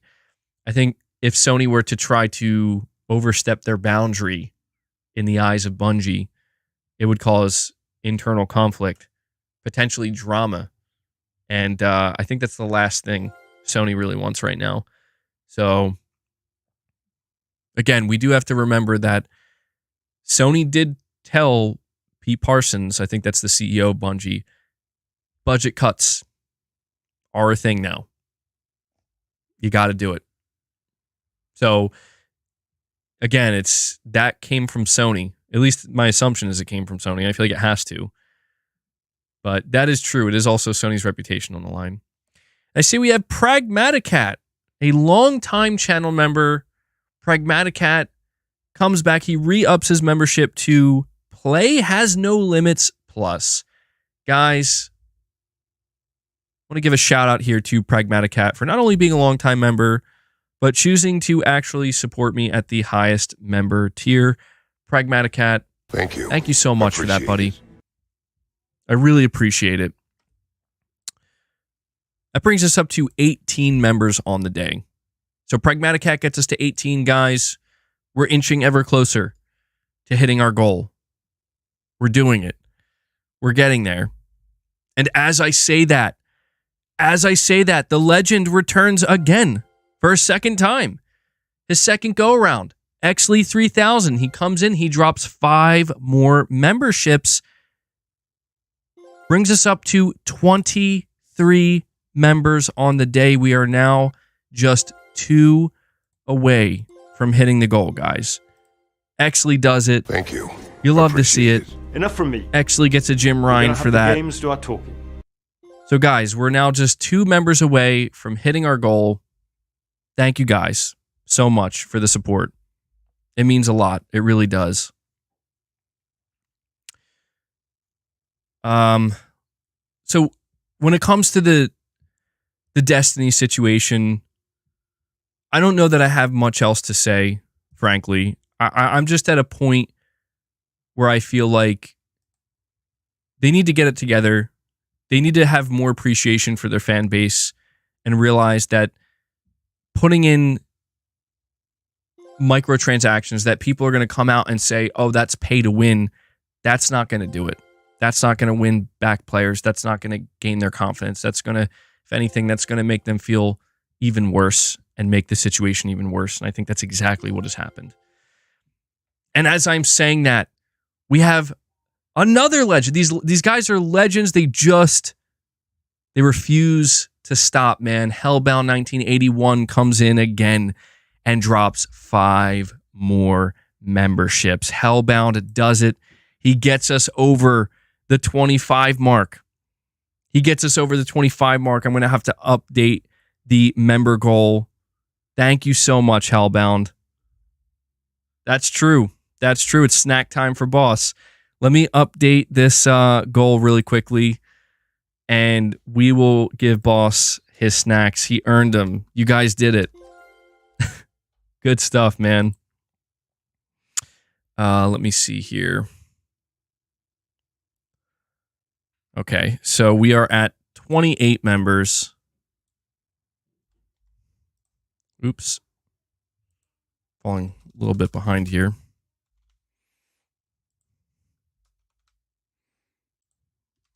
Taking a little bit longer than usual. Apologies for that. Man, there we go. Okay. So Hellbound, thank you so much for that. Before I give Boss his snacks, I'm going to read these two chats because I'm probably going to get distracted.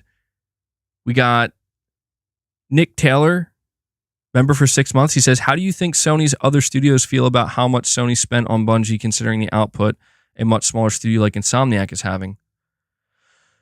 My guess with that is probably not thrilled, probably not happy. And I know this is going to sound pretty cynical. I wouldn't be surprised if some of Sony's first-party studios are kind of looking at what's happening with Bungie right now and just kind of, I don't want to say cheering it on. Definitely not cheering it on. You know, that's too cynical, but just kind of being like,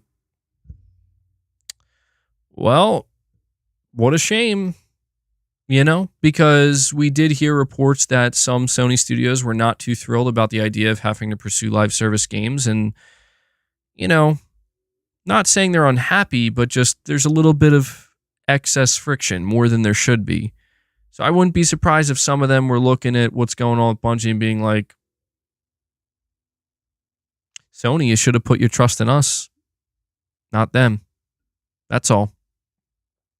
That's all. You're saying other studios don't care? They only care what they're doing?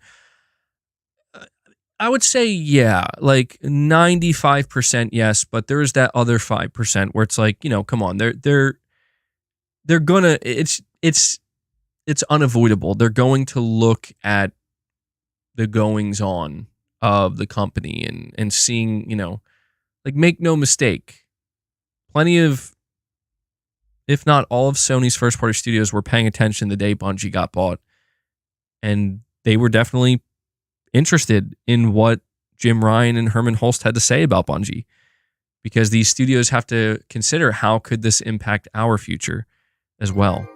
So they're definitely paying attention. But yeah, I agree, 95% focused on their own thing because they have to, you know, they have to be. And I have super chats from Josh, and he says, AAA games released on PSVR 2 in 10 months. Resident Evil 8, Gran Turismo 7, Horizon Call of the Mountain, Firewall Ultra, RE4 Remake, Arizona Sunshine 2, Synapse, Vertigo 2, RE4 Let's Go MBG, RE4 Arizona Sunshine, Vertigo 2 in December. Wow, yeah, that's crazy. 3 AAA VR 2 games in December. Impressive stuff. Well, guys, in case you can't tell, Josh is very hyped about PSVR 2. Josh is very hyped about PSVR 2, and Josh, I hear you, man. I did get the confirmation today that Resident Evil 4 Remake is dropping on December 8th for VR 2, and I'm definitely going to play it. Definitely very excited about it. And you're not the only one, Josh, you're not the only one today to show up and kind of express excitement about just how many AAA games VR2 has gotten this year. All right, guys, I'm going to give Boss a couple snacks. So he's completely knocked out right now, as you can see. It's going to be funny because as soon as Boss realizes he's getting some snacks, he's going to jump up awake. So let's see.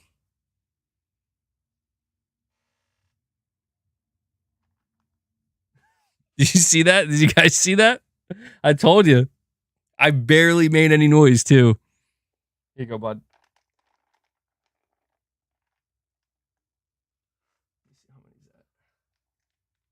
All right.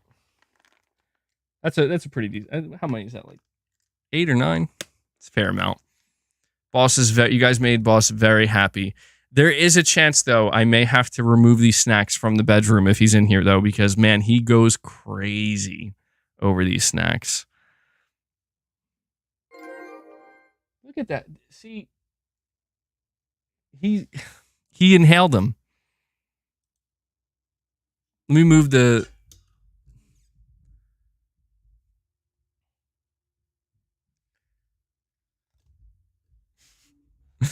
He's enjoying himself very much.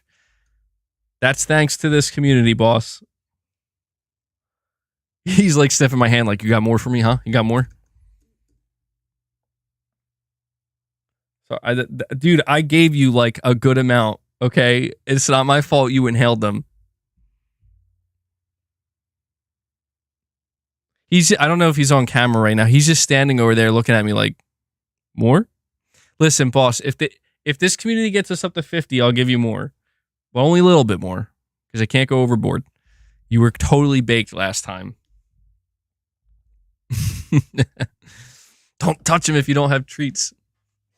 But yeah, I appreciate you doing that for Boss Guys, and it's just a small little thing we do. I just want to continue to express my my thanks to this community for allowing me to do what I do here. He's awake now, that's for sure. He's awake now. You want to be baked like Boss? Yeah, I had to give Boss his edibles. That's so funny. Give me one moment here, and we will continue with the next topic in line. Okay. You know what's funny is it's getting cold outside now, and one of the things Boss likes to do is he will literally sleep on the heater vent. I feel like that's probably not uncommon for cats though in the winter. Just like straight up laying on the heater vent, like, bro, you're hogging all the heat. But yeah, good year for PlayStation VR 2. Love to see it. It'll be really interesting to see how Sony handles PSVR 2 going into 2024 and beyond. All right, so I want to have another conversation with you guys. We're moving on to the next topic, and I think this is a more interesting topic than Bungie, honestly. The Bungie topic, I feel like, is getting a little bit old at this point, but this is more good news for PlayStation, to whereas Bungie might be not so great news for PlayStation. And that is the partnerships that PlayStation is pursuing now. So I made multiple videos the past couple of days, and what we covered in those videos are multiple partnerships that Sony made with Korean studios and publishers. We talked about this on my last stream where we mentioned Shift Up with Stellar Blade, but literally the next day, Sony announced a major partnership with NCSoft. Now, I don't know that this partnership with NCSoft gets fans nearly as excited, and we'll talk about why. You're saying, so Project Ill, is that what it's called? Or is it LLL? I don't know. I read it as Project Ill. I saw people mention, is that who is making Project LLL? I'm just going to say Ill. Project Triple L. Maybe that's what I'll call it. And Project M. Project M sounds familiar too. Well, first let me check this game out. Project LLL. Developer, NCSoft Platforms. It's a multi-platform game. PlayStation, Xbox, PC. Release date? Targeting 2024. I'll have to look into this. I've seen a couple things pop up for it. It does look potentially promising here. And you said Project M. Yeah, so this is why this partnership between Sony and NCSoft might end up being pretty significant. Oh, yeah, I think I saw this trailer. Project M.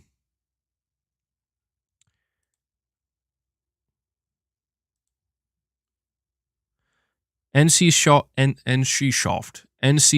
shows new trailers for Project M and LL. I hate that name, LLL.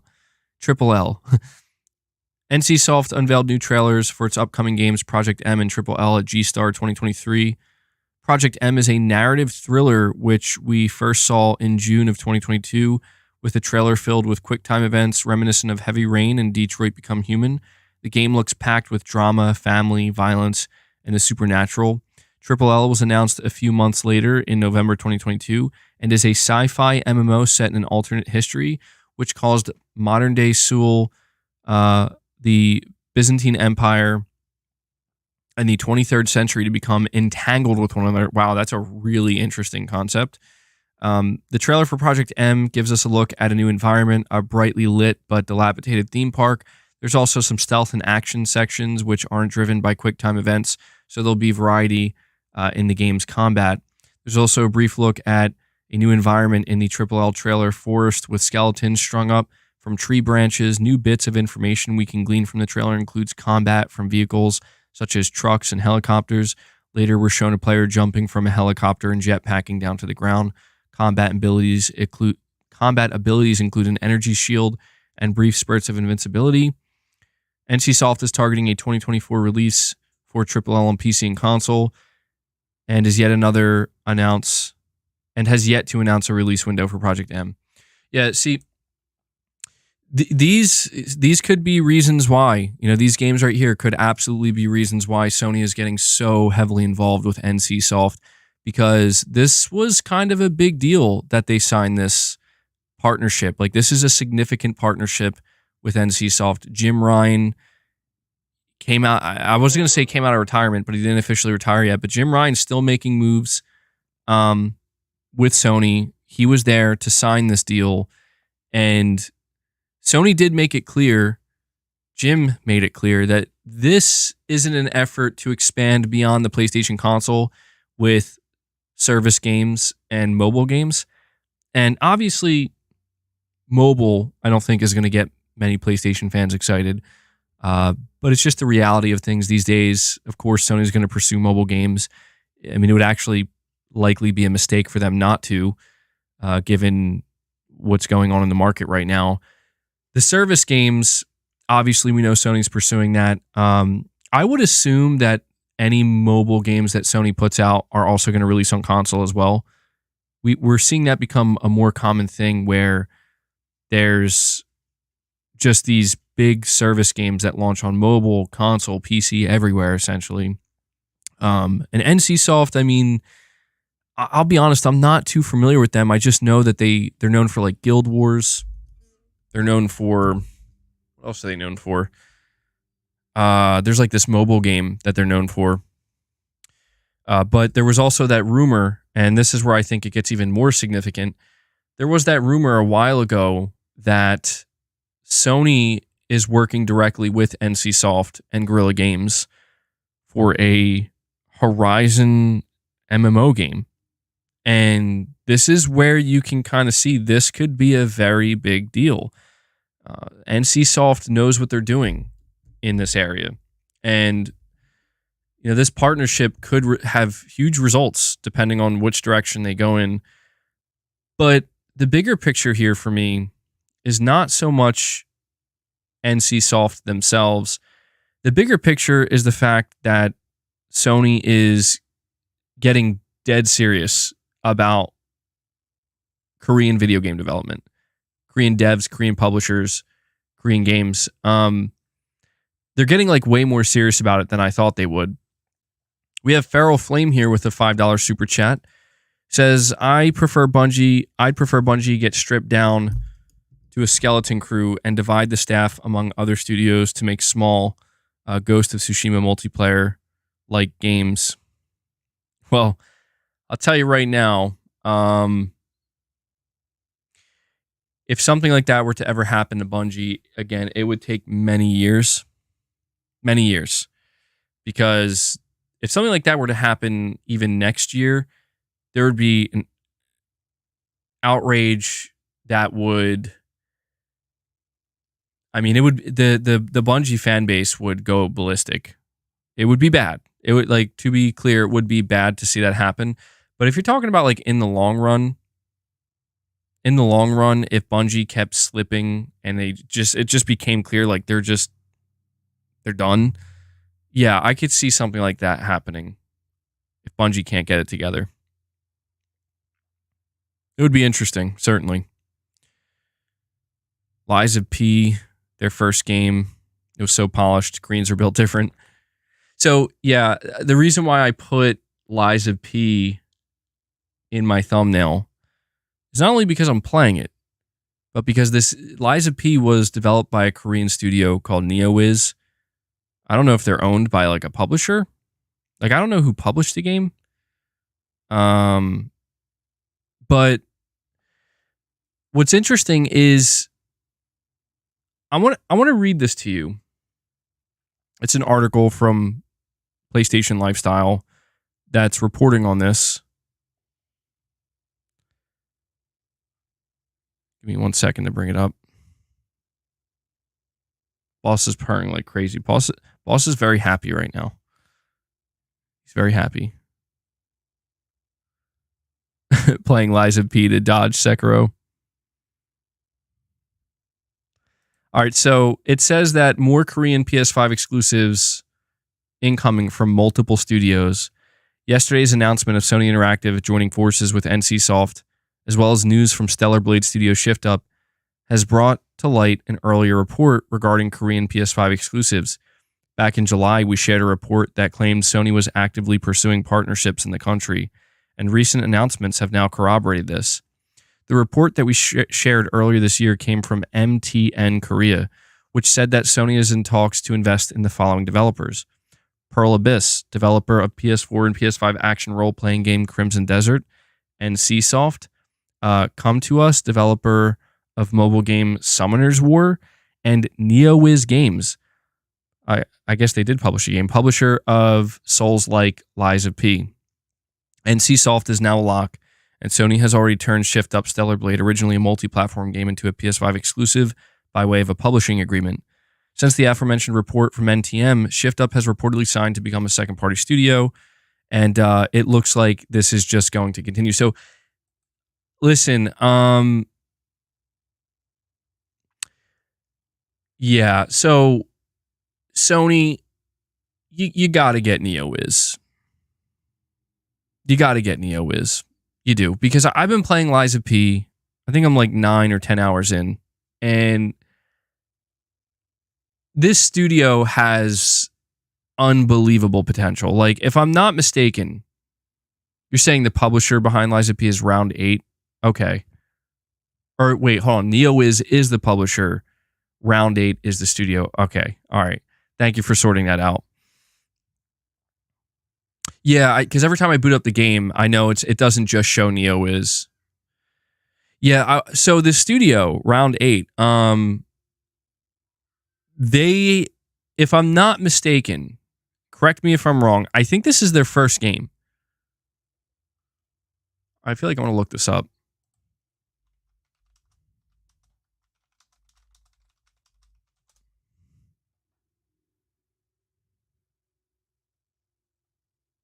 Is Lies of P harder than Elden Ring? Lies of P is harder than Elden Ring. It's a tough but fair challenge, much harder than Elden Ring. Really? I don't know. I'm not finding it to be that hard. Like, I'm not breezing through it, but I haven't encountered, and maybe I will as I go further, but I haven't encountered, you know, I haven't encountered a wall yet. I haven't hit a wall in the game. I had trouble with Elden Ring as I got further into the game. Like, towards the end of Elden Ring, I really struggled. That's the thing. I don't know if it's their first game. Let me look up the studio. Round 8 Studios games. Bless Unleashed. Okay, so I think they only made... Bless Unleashed came out... Wait, no.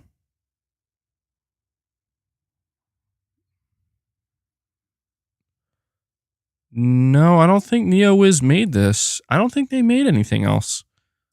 I think this might be their first game. Okay, apparently they did make Bless Unleashed March 12th, 2020. Developed by Round 8 Studio. Interesting. But Lies of P is only their second game. And it's their first time seemingly making... See, Bless Unleashed was like a free-to-play MMORPG. So Lies of P was their first time ever making a game like this. And I'm thoroughly impressed, man. Yeah, I guess it's their first big-budget single-player game. I really think Sony look, I mean, it'll be really interesting to see what they do with NCSoft. Obviously, people are very excited for Stellar Blade.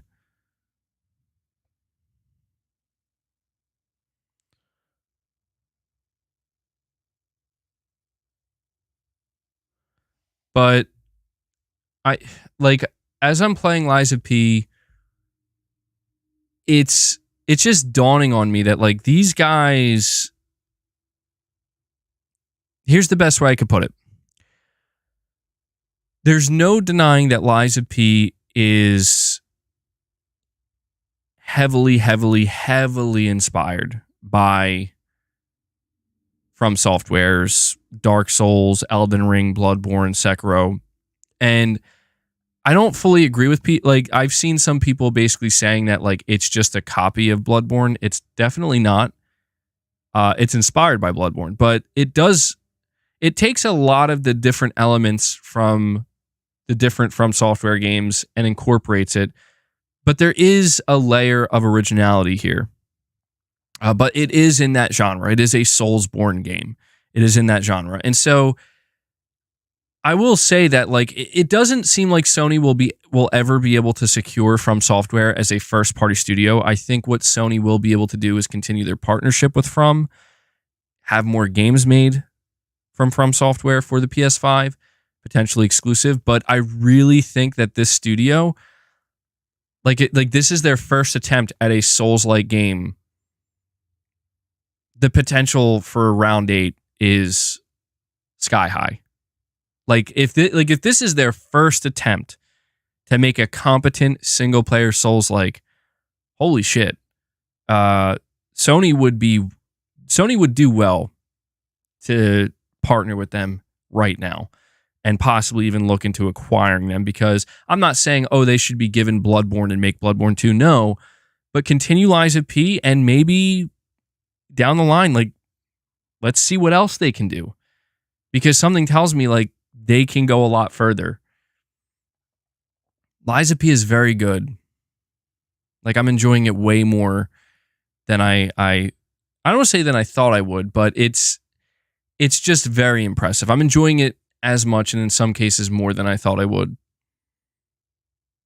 So I think this is where Sony might prove that they can continue to make very smart and wise moves. NCSoft is going to help them in the mobile sector, in the live service sector, obviously. Stellar Blade, AAA, single-player game. Fans are very excited for it. Lies of P just came out, got great reviews, very impressive game to a lot of people. Some people, maybe even their game of the year. I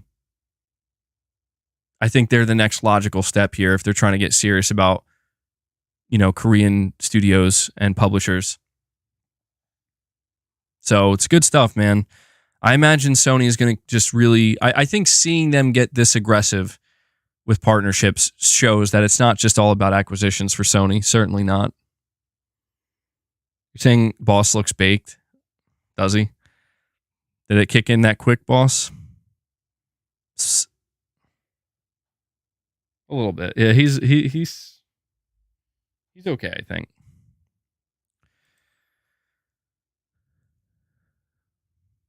Am I going to stream the Game Awards? Yeah. Absolutely. You're saying Friday? I thought it was on Thursday. December 7th, right? Yeah, that's Thursday. Yeah, I'll be streaming. Absolutely. You're saying you can only imagine what round 8 could accomplish with Sony's backing. That's what I'm saying. Like the fact that they were able to hit the quality bar that they were, without any type of major backing from like Sony or another major publisher.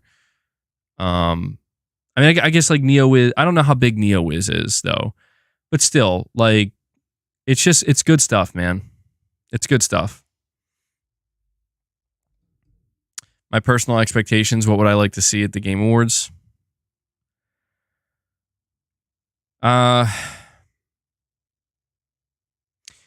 would like to see some third-party announcements for games that are going to come after February and March. Like, I feel like we're starting to get a better idea of what the first quarter We have a pretty good idea of what the first quarter of 2024 looks like, but I'm hoping we'll get the announcement of some games that are supposed to come out later next year. But obviously, I want to see Sony show up. I do. No musical performances. I would say that, but it's going to happen.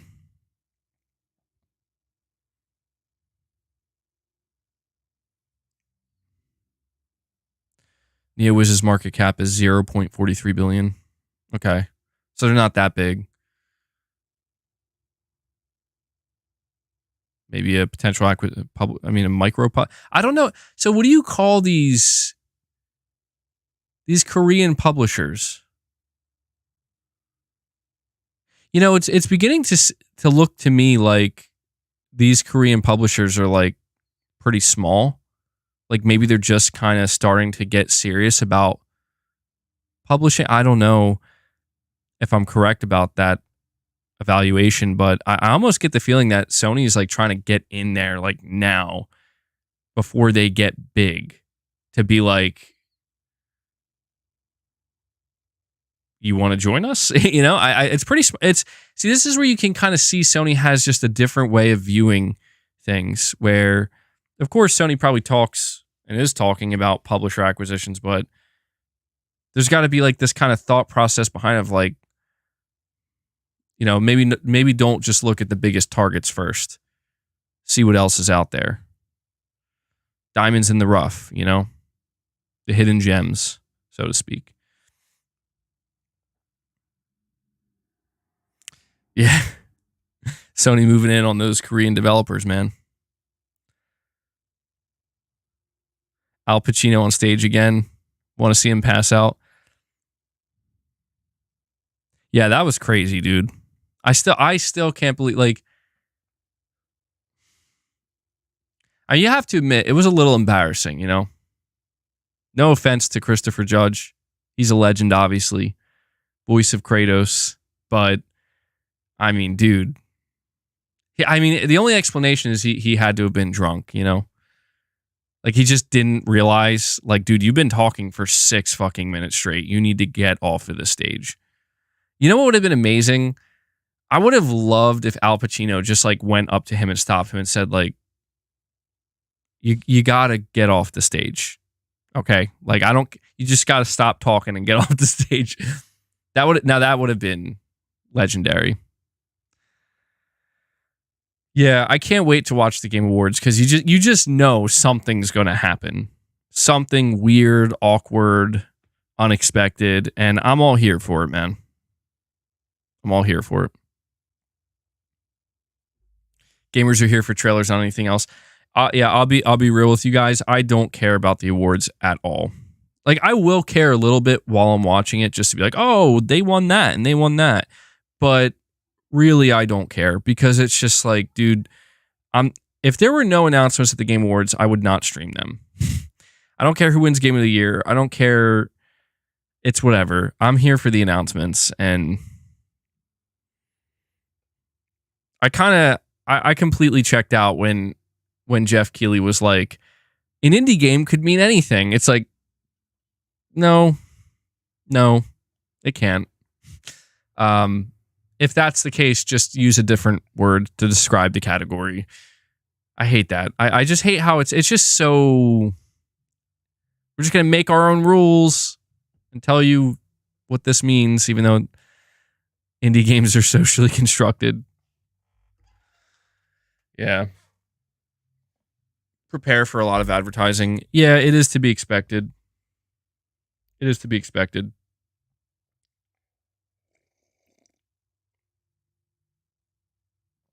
He's using the film industry standard. He needs to not do that. Just being real. The gaming industry needs to stop looking at the film industry or Hollywood and thinking that like we have to do what they do, or like looking at that as the gold standard. Like, no, you shouldn't. You should do what makes the most sense for the video game industry. And that's why I was saying, like, I know the term indie is used very liberally, but in this case, it's like you have a game in there that was not independently developed. It, you know, the studio behind the game is owned, but no way. Okay. Boss has to, okay. All right. Well, hello, boss. He's like, so about those snacks. I heard you got more snacks for me. He found them. So my snack, his snacks are right on my desk here. And I think that's why he came up here. Listen, I don't mind you up here. You just can't walk on the keyboard. Maybe I can move it, make more space.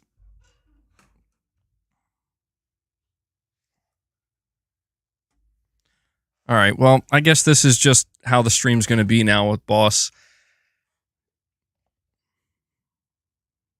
Boss, are you literally going to sit in front of the camera so people can't even see me? I mean, that's fine. They'd probably rather see you anyway. I love it.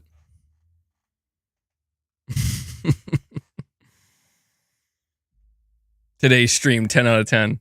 Okay, now he has found the snacks. He's probably going to attempt to knock them over now. Listen, boss, I don't want to have to take the snacks out of the room, but you're getting pretty worked up here. You're getting pretty worked up here. I know you guys can't see him right now, but he's literally just like out here like pawing the snacks. Like, come on, come here. I'm letting it go. I'm letting it go because I know, boss, you're giving this audience everything and more they could have dreamed of right now. He's addicted. Dude, he is addicted. He is addicted. He's like a junkie who found his fix. It's true, man. Boss, you're getting me concerned right now, bud. I'm sorry. Okay, you can't put your ass right in the camera, bro. All right, I can't have that happening. All right, come on. That's enough.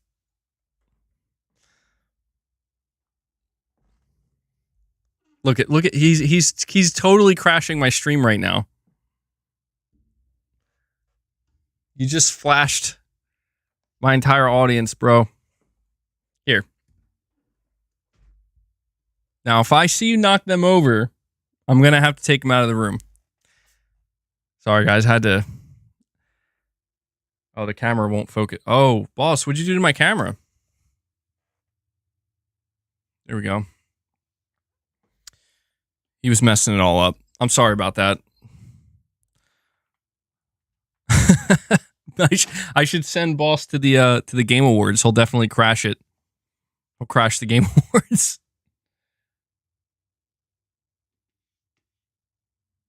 Oh my God. I'm sorry. I'm just very distracted by how desperately he's trying to get these snacks. What do they put in these, man? Like, I know that cats like catnip, but I've never seen him react this way to catnip. They must put some kind of different catnip in there. I mean, he's acting so desperate. He's like, please, God, I need more. Dude, listen, I can only give you the amount it tells me to give you. All right? I don't want you to like OD or something on catnip. Which snacks are these? It just says cat. I don't know. It's flipped over right now. I'll have to look at the brand. It's a pretty popular brand, though, so I'm sure it's fine. You're saying they can't OD. I mean, I'm sure I know, but I think I gave him a little too much last time, and he was baked, man. Like, he couldn't even, like, run. He was messed up. And I don't want to get him to that point. Fun fact, only 50% of cats are affected by catnip. Okay. Guys, I have no choice. Listen, if we get up to 50 members, I'll bring them back in and give him more. But I have to actually remove them from the room because he's starting to attack them now. Okay, he's getting aggressive over here. So give me 1 second.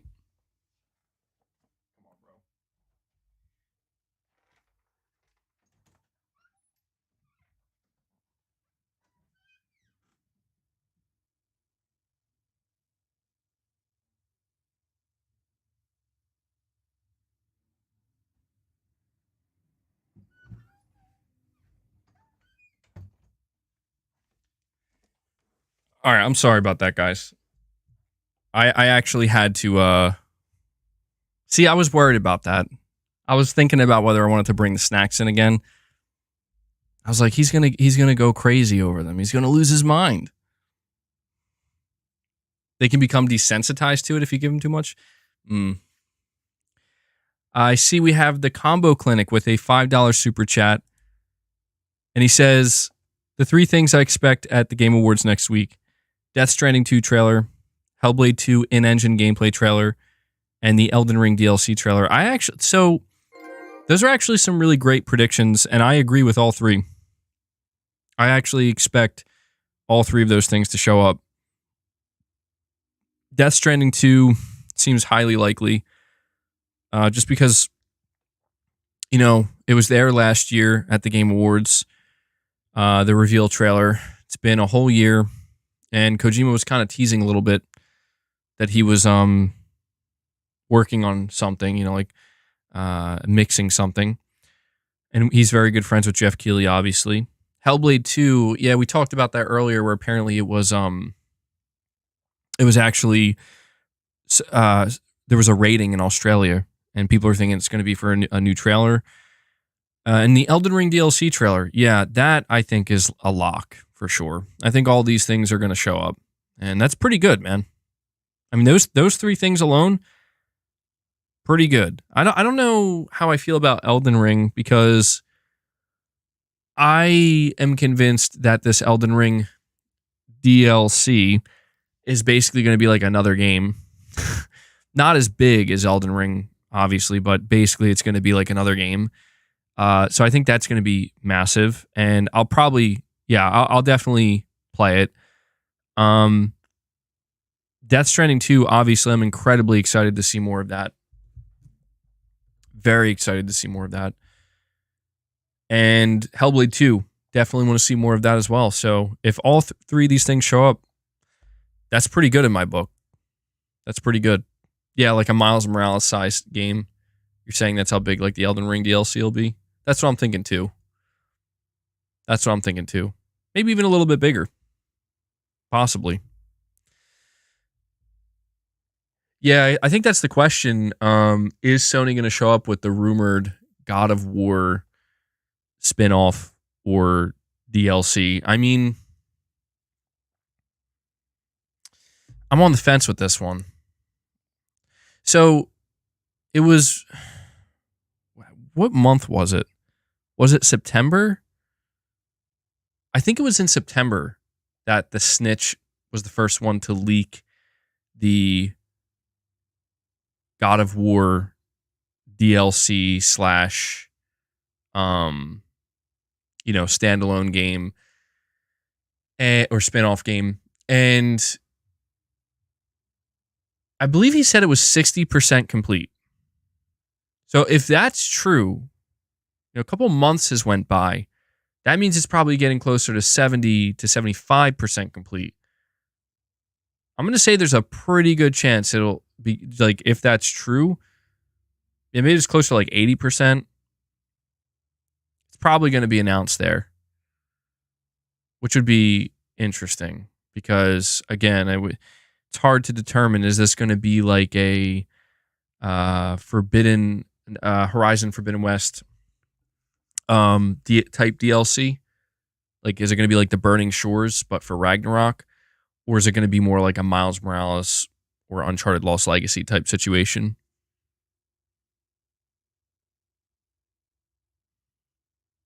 When do I think we'll see the GTA 6 bundles?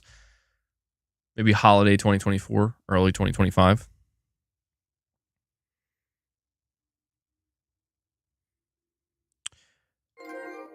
So yeah, good stuff, Combo Clinic. Thank you for the super chat. We also have Dr. Moda 989. He says, I know this is random, but shout out to the Kingdom Hearts series.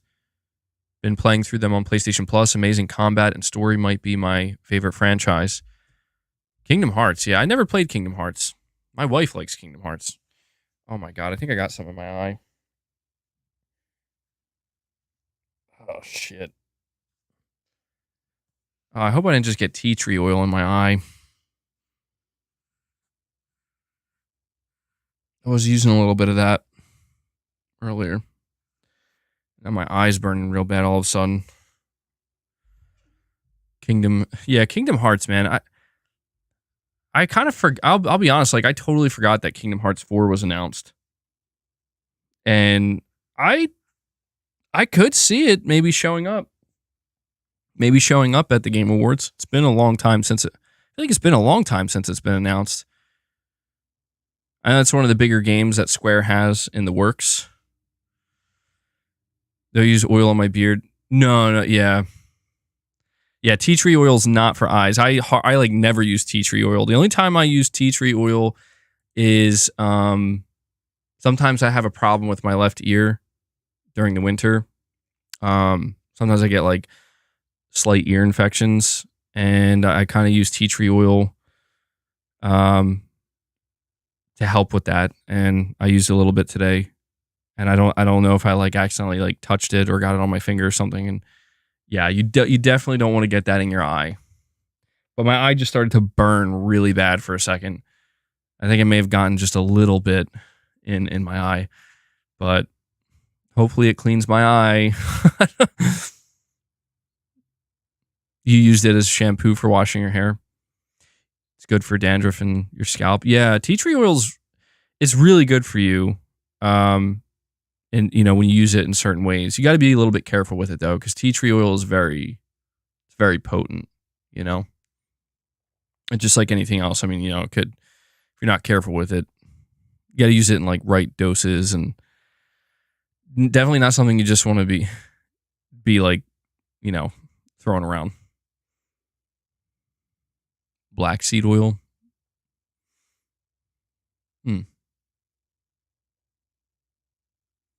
Not as potent as WD-40. Probably not, no. Use olive oil for everything. Yeah, probably. Olive oil, you know, extra virgin olive oil, really good stuff. Coconut oil. We want all the oils. All the oils. What were we talking about? Oh, yeah, Kingdom Hearts. Dr. Moda, he says he wants to give a shout out to the Kingdom Hearts series. He's been playing it on PS Plus. Amazing combat. I don't know, man. I couldn't get into it. I mean, I couldn't even get into it to a point where I wanted to try it, but my wife really liked the Kingdom Hearts games. I don't think she played the third one. I know my wife played Kingdom Hearts 1 and 2. She absolutely loved them. I don't know if she ever got around to playing 3. But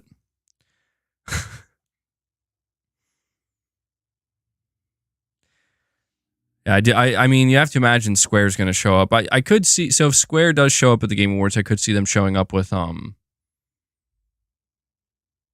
you know, like Final Fantasy 16 DLC or like the PC trailer or something like that. Another trailer for Final Fantasy 7 Rebirth. Yeah. Actually, I think that makes the most sense. I keep forgetting Rebirth is so close. It's just a couple months away, man. I mean, it's right around the corner. So, Spider-Man 2 DLC, yeah, that could show up too, actually. There's a lot of possibilities for the Game Awards this year. I don't mind speculating this much about it either, because the Game Awards is like one of the biggest events of the year. Have I ever done the Ancestry DNA test? I never have, no. Always kind of thought about it, you know? It'd be interesting to learn about. You know, it's funny. You mentioned like Ancestry DNA testing and whatnot. Dude, I don't know why. Yesterday I kind of I went down the rabbit hole of like reincarnation. I don't know if I'm going to go down that path right now, but it was just kind of funny because I don't know why. I was like just thinking about it, and I was like, I'm going to like YouTube some videos about reincarnation. And I like, a part of me is, I know it's like one of those things where certain religions don't believe in reincarnation, and you know, some people do believe it, some people don't. I've always been open to the idea of reincarnation, because, you know, it's so funny to me that like when you think of video games and the idea of like respawning, oh, I just died and I respawned, and I'm like, well, that idea had to come from somewhere, you know? Like where does the idea of reincarnation come from? It started somewhere. What is MBG talking about?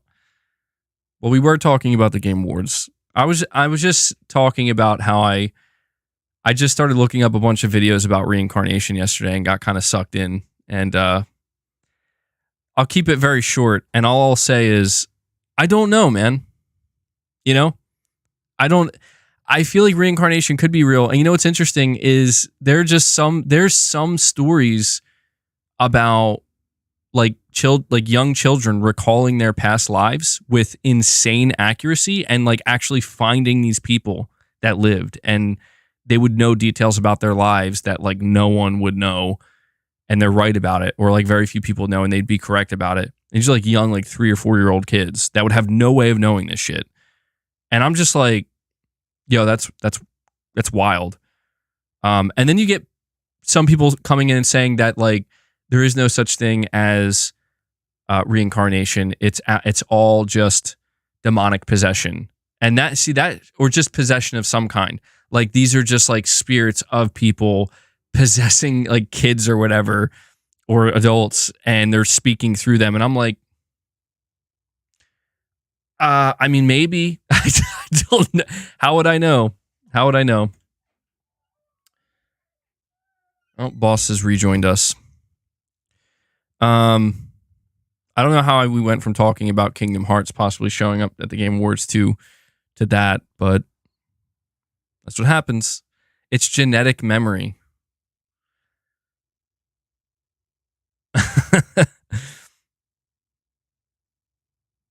Yeah, you know, I mean, who really knows though? Who really knows? Nobody has all the answers.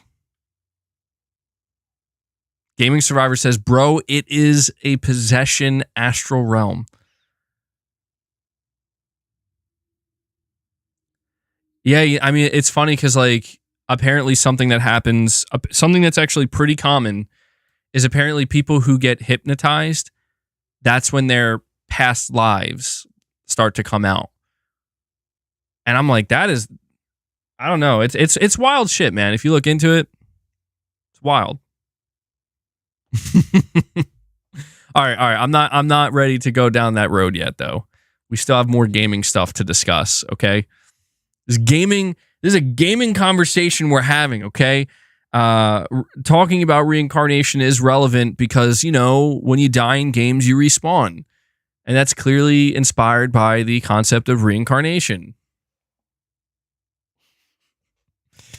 All right. Let's see. And they are all kings and queens. Hello. All right, where are we at? So let me see what other topics I have. Covered that. Oh, okay. So yeah, there was something else that people wanted me to bring up here. Yeah. People were asking me about this earlier. Like, you know, they're saying, hey, you're going to talk about that thing that was going on with Microsoft recently about them being like third party or going third party or something. And it's you know what's funny to me about this situation is I've seen a lot of people making a big deal out of this, and I'm like,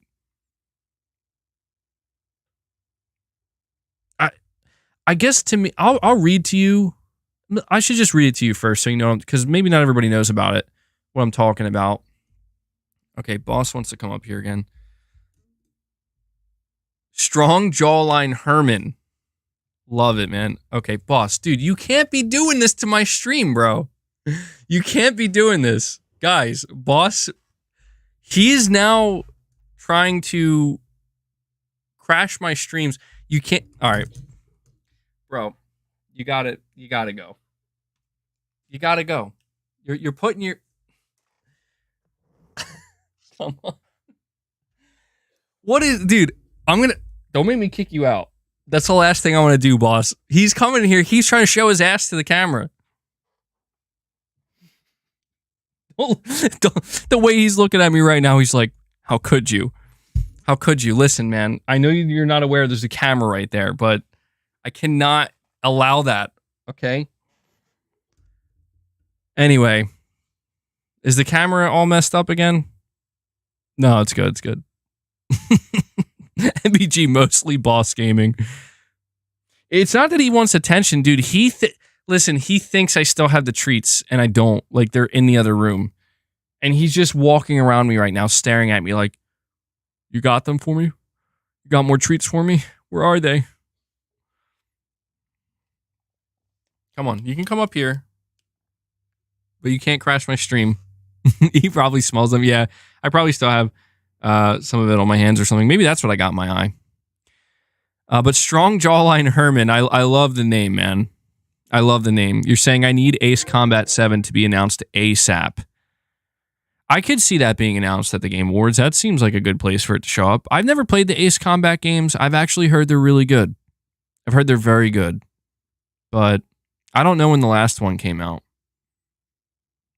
But yeah, an announcement like that I could definitely see showing up. All right, so let me tell you what I'm talking about. Where is it here? So I think yesterday, Xbox's chief financial officer, his name is Tim Stewart, he was at some kind of investor summit or meeting. There was just some kind of like important meeting about, where they discussed the financial future of Xbox, the Xbox business, and I guess Microsoft. And there was this quote. I'll read to you the quote. I'm getting this from Zubitech from his Twitter. So Xbox chief financial officer Tim Stewart, quote, "Success for us is when we can keep growing that content and services revenue double digits. If we can grow faster than the market is growing, we are taking share in the gaming market. And that's where we want to be. It's a $250 billion market. We are not $250 billion. That means smart TVs. That means mobile devices. That means what we would have thought as competitors in the past, like PlayStation and Nintendo. We're going to NVIDIA's GeForce Now, their gaming subscription service," end quote. And so a lot of people were very much fixated on this coming from Tim Stewart because they took it as like confirmation that, Xbox is going third party. And it's funny because we just talked all about the possibility of Xbox eventually going third party. But, to me, there's nothing really new to extract from this for the simple fact that he's not, in my opinion, he's not saying anything that we didn't already know. I mean, the most interesting thing is that, he says here what we would have thought of competitors like PlayStation and Nintendo, but we kind of know that. To me, it seems like Microsoft is in a pretty clear position for now. And, if it changes, we'll find out. And that position is they have multiple big name live service games that they want everywhere, that are going to go everywhere, that are going to stay everywhere, including PlayStation. And they want to get them on Nintendo. So I got some shit on my eyebrow. Games like Call of Duty and whatnot. We know that they have a lot more than that we don't know. Like, is it going to be multi-plat? Is it going to be exclusive? I think right now it seems like, it's going to be exclusive to Game Pass, to the Xbox ecosystem. But I think it's pretty clear that Microsoft, what they would maybe want more than anything. It's hard. I don't want to say this definitively because we don't know. I just get this idea. I feel like Phil Spencer's hinted at it in the past. It's like, we would like to get Game Pass on PlayStation. We would like to get Game Pass on the Switch. We want Game Pass literally everywhere. And you can understand from Microsoft's perspective why they would want to do that, but you could also understand why Sony definitely doesn't want to do that. Why Sony's going to say, not happening. And we don't know if Nintendo would ever accept something like that either. So when I read this quote from Tim Stewart, honestly, I don't take this as like it's definitely not confirmation that we're going third party. But it does insinuate that they're leaning more in the direction of focusing on the publishing side, which makes sense for Microsoft. They have Call of Duty. They've seen the type of success they can have by leaning into that. And here's the thing. that I realize is what makes this conversation a bit more nuanced, and that's what we have to focus on. The nuanced behavior of Microsoft. Microsoft is not operating like a third-party publisher, and that's it. They're not operating like a console manufacturer, and that's it. They're not operating in just one specific way. Microsoft is operating in multiple different ways, and they're kind of picking and choosing when they want to operate that way and how they want to operate. They do it when it's convenient, when it makes the most sense. And I think this is why these conversations get all kind of messed up, because I think what people kind of expect is a clear message from Microsoft, which is, okay, so what is it? Like, are you still focused on selling consoles and having exclusive games for your service, or are you trying to be a third-party publisher and get as much money from everywhere as possible? And I think the simple answer to that question in the case of Microsoft is both. I think that there's all this arguing happening online, like, are they third-party? Are they going third-party? Are they not? Their business model. And I think it's pretty clear that it's like they're going to just do what makes the most sense in any given situation. And I think in this instance, I think Tim Stewart's talking to, again, investors and stuff like that. It makes sense that he's going to lean more so in the direction of, we want to be as many places as we can. We want to make as much money from these places as we can. It makes sense why the higher corporate side of Microsoft is going to lean more so on the side of the publisher. But I'm not walking away from this quote thinking, no, you can't go up there again, boss. I'm sorry, buddy. I'm not walking away from this quote thinking like, well, there we go. It's been confirmed that the Elder Scrolls 6 is coming to PlayStation or something like that. Like, I really don't think, I don't want to say that that's not a possibility, but that's not what I'm getting from this. My assumption for Microsoft going forward is pretty simple. It's that they're going to prioritize their own ecosystem.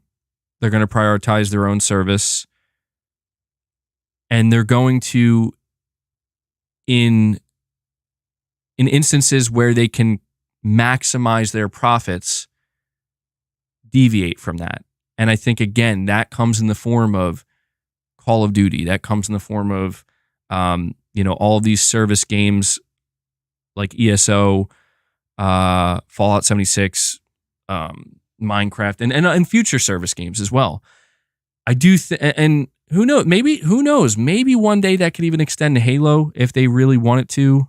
But I don't think that means that they're just gonna like flip a switch and say, well, we're going third party. I still do think that it is a possibility, but anything is possible, and that's why I think these conversations can get really muddy, because it's too easy to talk about these things like, oh, well, this is what's going to happen. It's like, well, no.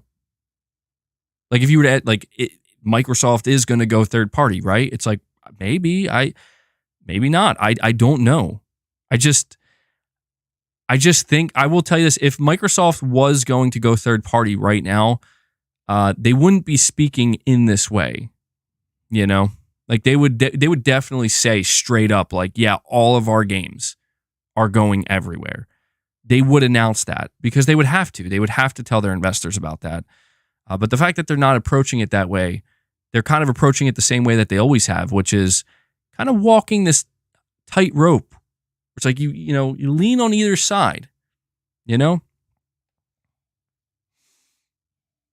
But yeah, I mean, we'll see what ends up happening. We're seeing PlayStation embrace this a little bit more too, and I think that's kind of obvious, right? Like, we see that Sony, they're going to be launching live service games, and these I'm not. At least one of Sony's live service games is launching on Xbox, Marathon,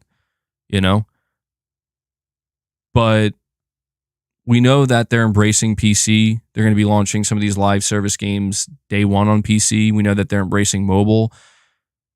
we're focused on the console here mostly, but there's no denying that Sony is thinking beyond the console in a similar way that Microsoft is. I just think here's the biggest difference, I think, between Sony and Microsoft when we talk about them thinking beyond the console.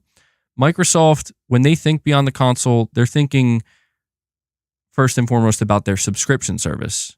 Like, the subscription service is what they lean into to push them beyond the console, as well as live service games. For Sony, I think they share a common ground with Microsoft, where Sony is now also going to lean into live service games, to help push them beyond just the console. But I think replace a subscription service like Game Pass, in the case of Sony, with single player games to sell your console. I really think it's that simple. So to just kind of like paint the picture more cohesively here, on one side you have Sony, and Sony says, we want to continue to sell consoles and focus on the console market, so we will create single player exclusive games, and that's what we'll do it, as well as our third party partnerships.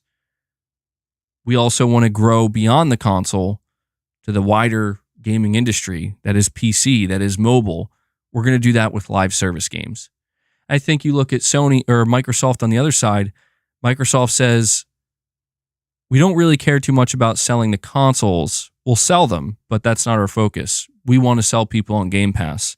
So we'll dump all of our games, including the single player games, into Game Pass. That'll get people hopefully to subscribe. But going beyond the console, going even beyond Game Pass itself, potentially, we also want to be a big publisher, and we want to focus on our live service games because they'll make us a ton of money. I think that we need to realize that neither Sony nor Microsoft are content with just doing one thing one way. Neither of them are content doing one thing one way. Sony may be sticking to a more traditional route in some cases, certainly more so than Microsoft, but that doesn't mean Sony doesn't have massive ambitions that go well beyond the console. What Sony just did with NCSoft is a huge sign that they absolutely want to go further with mobile games and popular live service games, and I don't think there's anything wrong with that, as long as it doesn't interfere with, hopefully, the console side of things, the single player side of things. It's whatever. But the same can be said for Microsoft. Microsoft wants to do more than one thing. I think Microsoft clearly, they want to have a super successful subscription service, but they also want to be a super successful publisher. And in order to do that, they're going to look at games like Call of Duty and say, that goes beyond Game Pass. That goes beyond Xbox. Like, that's a moneymaker, and PlayStation is a big part of that, and Nintendo will be a part of that. That right there is the mind of the businessmen and women that are running these companies. It's not just focused on this or that. And it could lead to some very interesting results at the end of the day for both companies. But yeah, I figured I would mention this because I did see people bringing this up, and again, I have seen quite a few people jumping to conclusions saying that this means Microsoft is third party. Look, I've speculated more than the average person about the idea of Microsoft going third party, but I did not read this as, well, there it is. We can expect all of their games to go everywhere now, no matter what. If Microsoft does end up doing that, it's not now. And they might never do that. So yeah, we'll see what happens, but pretty interesting stuff, certainly. As I always say, it's going to be really interesting to kind of see in which, what the results are of these different directions that these companies are taking, because things could backfire, things could work out amazingly well, things could just kind of be meh, time will tell.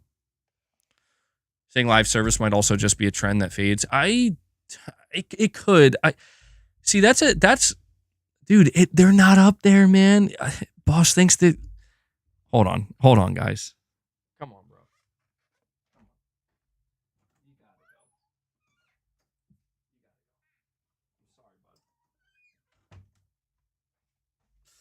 I'm sorry, guys. Dude, I'm going to have to get him different snacks.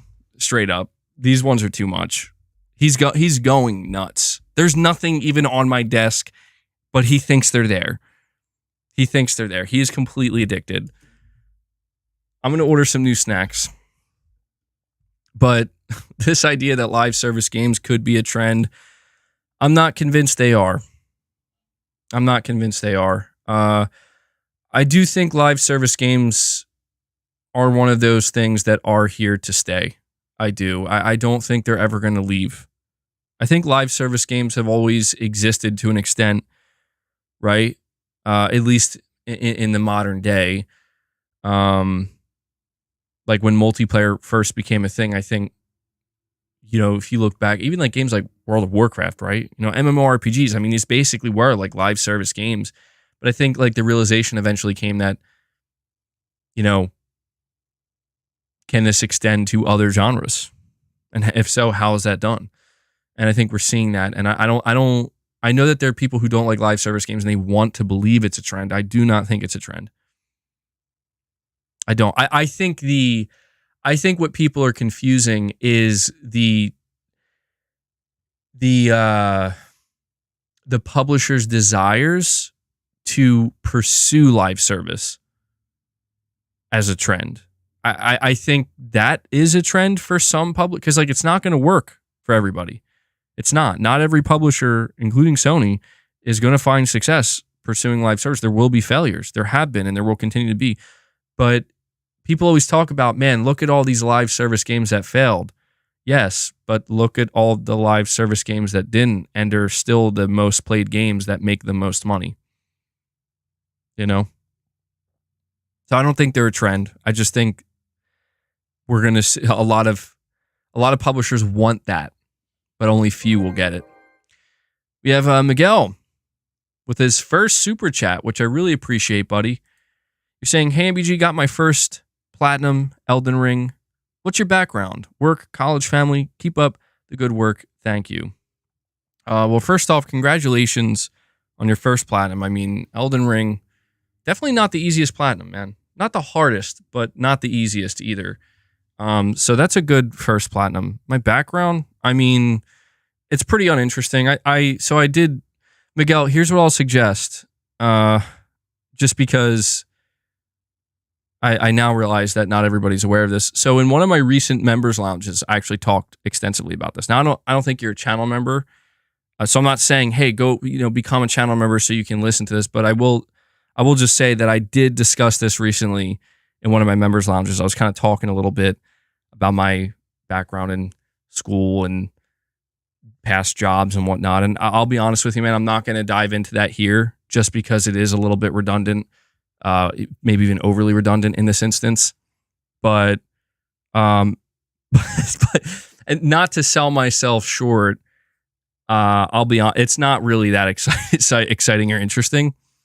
I did work at a bakery before. That's actually one of the things I talked about, is how I worked at a bakery. And I found out that, man, you don't realize how difficult that type of work is. Like it seems like working at a bakery wouldn't be hard, or at least not that hard.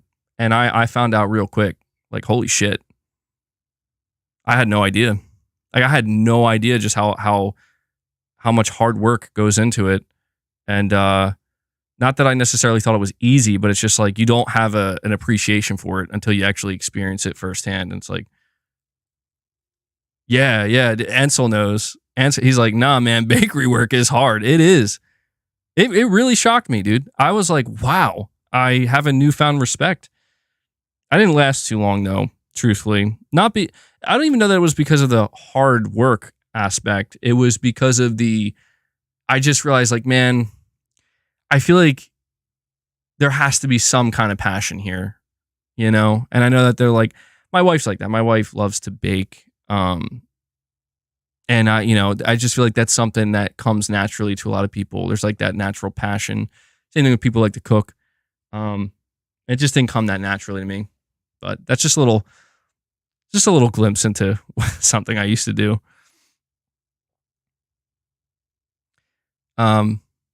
Can I bake bread? Maybe. Can I? Can MBG bake bread? Stay tuned to find out. You're saying not worth the pay they give you?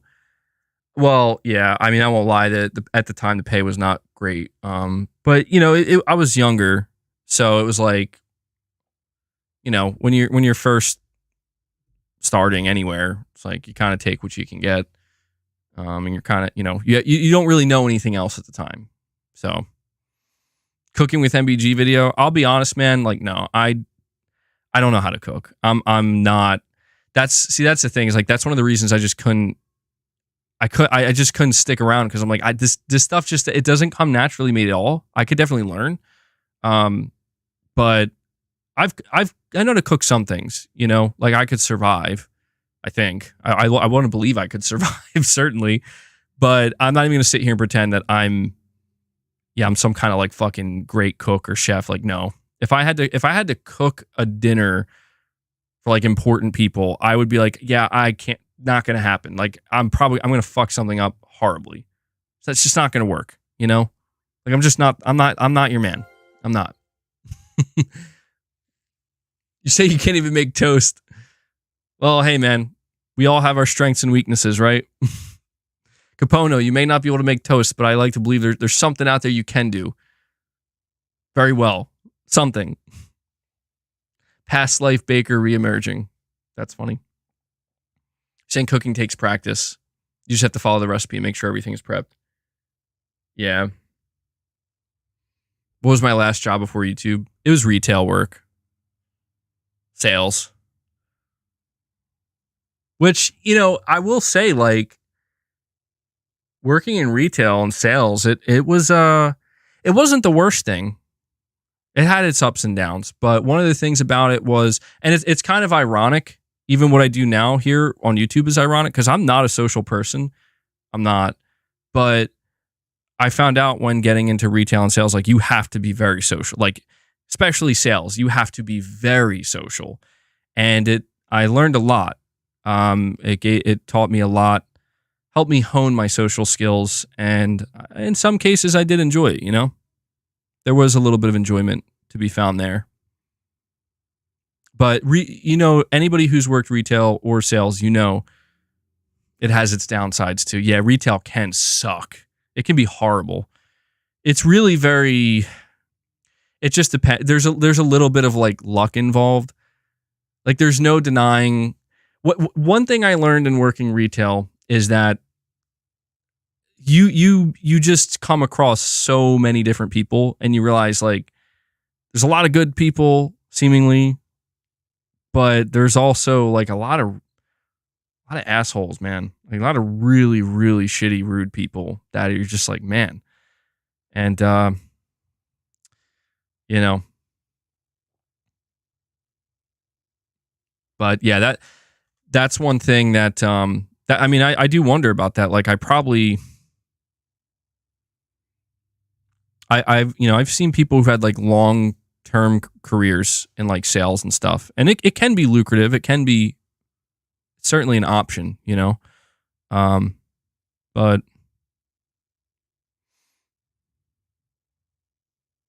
yeah, dude, I remember when I was working retail, man. God, the holidays were the worst. I'll be real.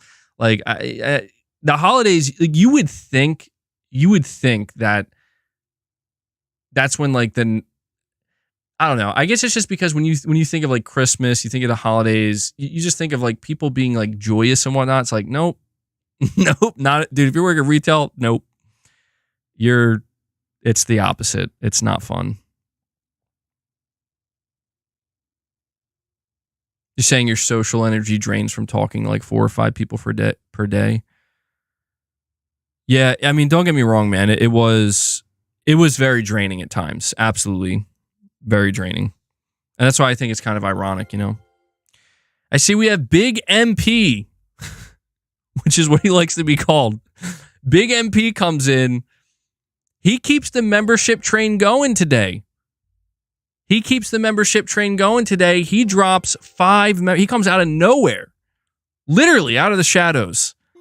He drops 5 more membership gifts onto this community. Guys, I want to see some W's flowing in the chat for Big MP. That's for you, man. Thank you so much. He brings us up to, let me see here, 33 members on the day. 33 members. He clearly wants to see me bring Boss back in with the treats. Clearly, that's what he's striving for here. Good stuff, man. Thank you so much. Thank you so much for all the support.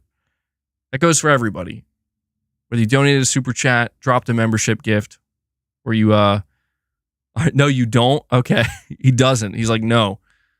Do not bring him back in. What, you don't want to see my cat's ass in front of the camera again? Because for some reason, that's what he keeps doing. Boss is getting weird on his catnip, man. He's getting weird on his catnip, but really appreciate it, dude. Leia's not interested. Notice how it's always Boss. Dude, it's funny because Exley said that only like 50% of cats actually are affected by catnip. I know that Leia, she does like catnip because I've seen her like interact with it before and it definitely affects her, but she seems like way less interested in it. Like I have to kind of, really say, here's the catnip, like go check it out and like put her in the direction of it. And then she'll realize, oh, this is kind of cool. But she doesn't eat these snacks. She has no interest in these snacks. And that's what's kind of funny to me is Boss is terribly addicted to these snacks. I'll try to give Leia some and she's just like, I'm good. I'm like, oh, well, damn. Interesting. And I see we have V Game Veteran. He decided to upgrade his membership. V Game Veteran, thank you so much for that, man. He upgraded his membership to the highest tier. So that's 2 people today that we had either becoming, re-upping their memberships or upgrading them to the Play Has No Limits Plus tier, which is incredibly kind of them. This is basically just a tier for those who want to support me in the channel a little bit more month over month. So V Game Veteran, I really appreciate that, man. Thank you so much. Thank you. Good stuff. Appreciate it. Good stuff. So that actually, I guess the counter counted that as a membership. So we're at 34 now. Did I finish my Christmas shopping? I think so, actually. Yeah, I did. Got it done nice and early. I'm pretty sure I did.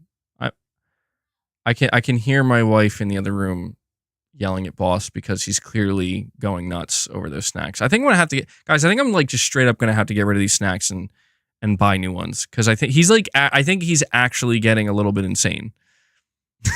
I can hear him out there causing problems. Boss is about to become violent, man. Straight up act. But yeah, no, I finished my Christmas shopping. It went pretty smooth this year, luckily. Now you got me thinking. I feel like there might be like 1 or 2 things I'm still have to get. I have to go Christmas shopping for Boss though. And I'll tell you what he's not getting. More of these snacks. That's for damn sure. He's not getting that. You know what Boss likes? Funny enough.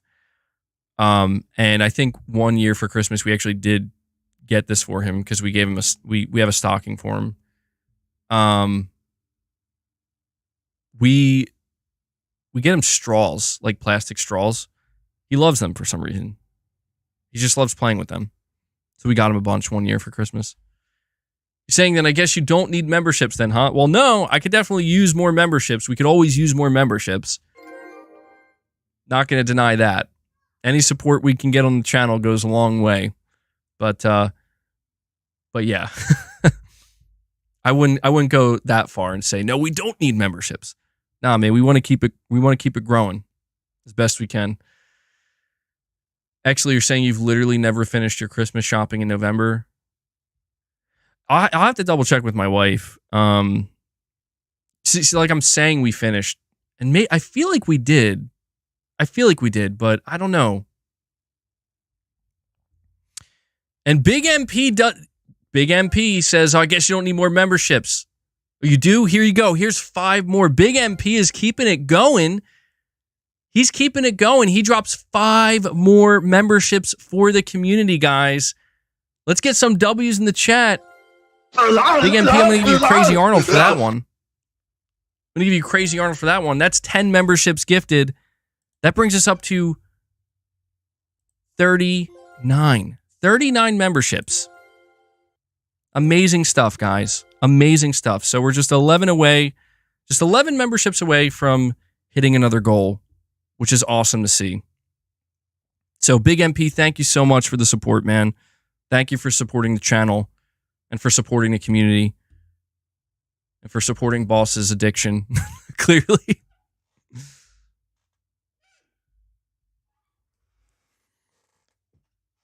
Uh-oh. Uh-oh.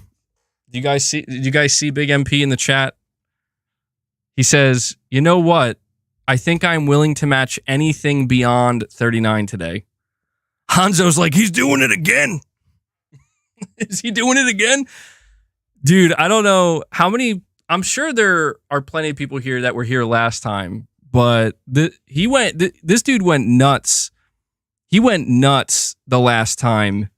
I can't even, dude, it was like the most absurd shit ever. He like matched the amount of memberships. I think we got over like 1,000 memberships that day gifted because he matched, I think like 500 or 600. It was the most insane shit. He's rolling in Bitcoin wealth. That's funny, dude. And you know, I remember that day was so crazy because I don't think any of us believed he was going to do it. And then he actually did it. Yeah, that was the record, man. That was a record day. I've never seen anything like that. I see we have a perfect image here.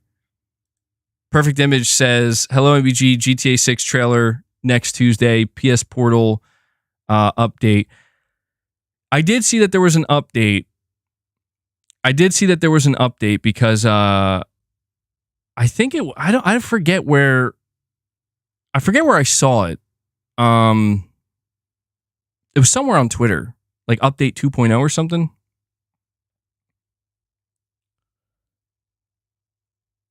But when it comes to the PS Portal, I've heard the last I heard is that they weren't going to have more in stock until sometime in December. And I think a couple like went on sale on Amazon and like instantly sold out. You're saying it fixes a lot of disconnect issues? Oh, okay, that's really good. That's really good.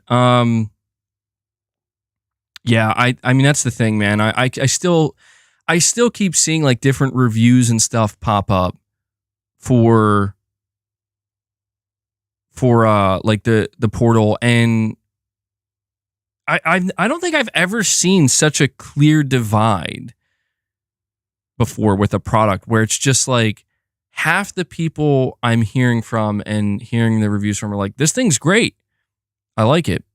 And the other half are like, this device is dumb and not smart and not good. And I guess maybe something like the PlayStation Portal was always going to be that, you know? Like it was always going to kind of be this middle of the road or not middle of the road, like polarizing device that was going to, like you're either going to love it or you're going to hate it. And even in my own comment section, I think one of the last videos I put out where I talked about the Portal, somebody left a comment being like, you know, again, this was a really dumb device and Sony shouldn't have made it. Got a bunch of upvotes. And then below that, the first response was like, I'm using it and I'm loving mine. And that got just as many upvotes. And I'm like, this is like right down the middle, man. Where kind of like, it's like pineapple on pizza. I like pineapple on pizza. I do. Very good. And it's weird because I remember I was one of those people that thought, man, pineapple on pizza sounds stupid. Sounds gross. But then I had it. Specifically pineapple bacon, and I was like, why is this one of the most amazing things I've ever eaten? You're having pineapple pizza right now? That's amazing. Saying that's nasty? Hey, man, don't knock it till you try it. I thought the same thing. I thought that sounded gross as well. Pineapple bacon pizza. It does sound gross. Oh, Laman, I'm sorry, man. I'm sorry. Thank you for pointing that out. I just missed it. It was just above where I could see. Laman, a member for 6 months, says, I just play tested Suicide Squad and I can play until December 4th. Don't buy it. It's really generic. I'm looking forward to Rise of the Ronin. It's RPG. I'm looking forward to Rise of the Ronin as well. Yeah, I didn't realize there was a play test going on right now for this game, because you're the second person today saying that you played it.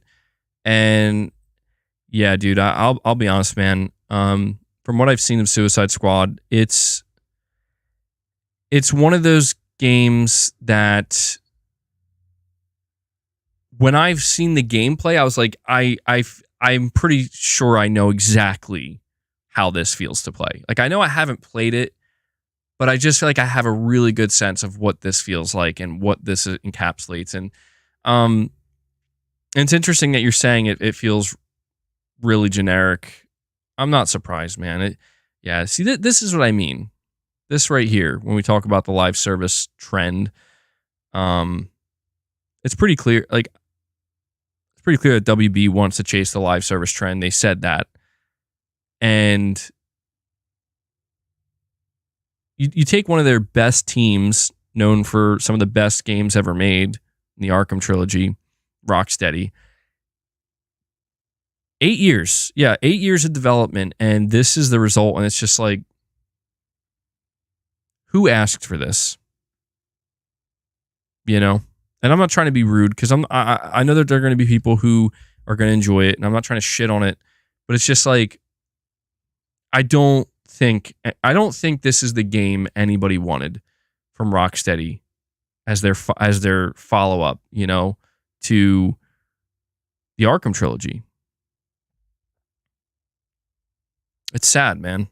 And, you know, when we talk about Sony going all in with live service and whatnot, this is the risk. Something like this. This is why we don't want to see too many of Sony's bigger studios going all in with a live service title, because it's just like, this is what could happen.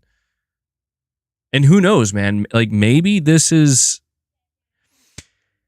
I'm not saying that The Last of Us multiplayer would have ended up in this type of situation, but it could have.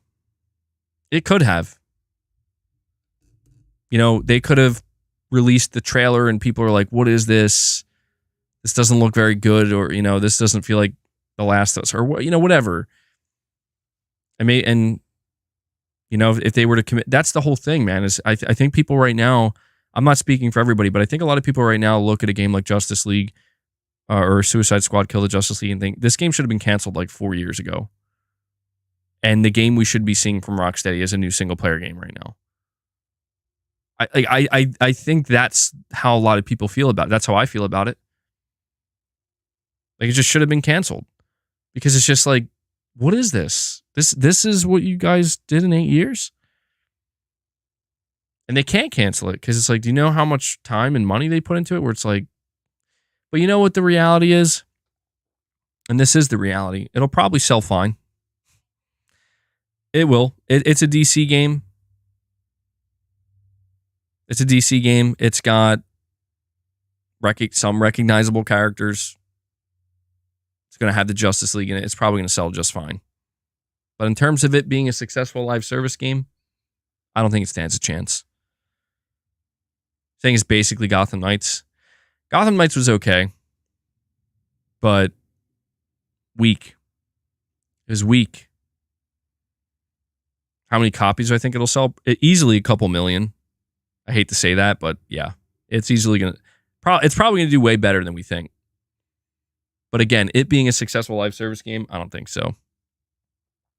And Laman, you're saying you signed up as a non-binary man and got a beta code.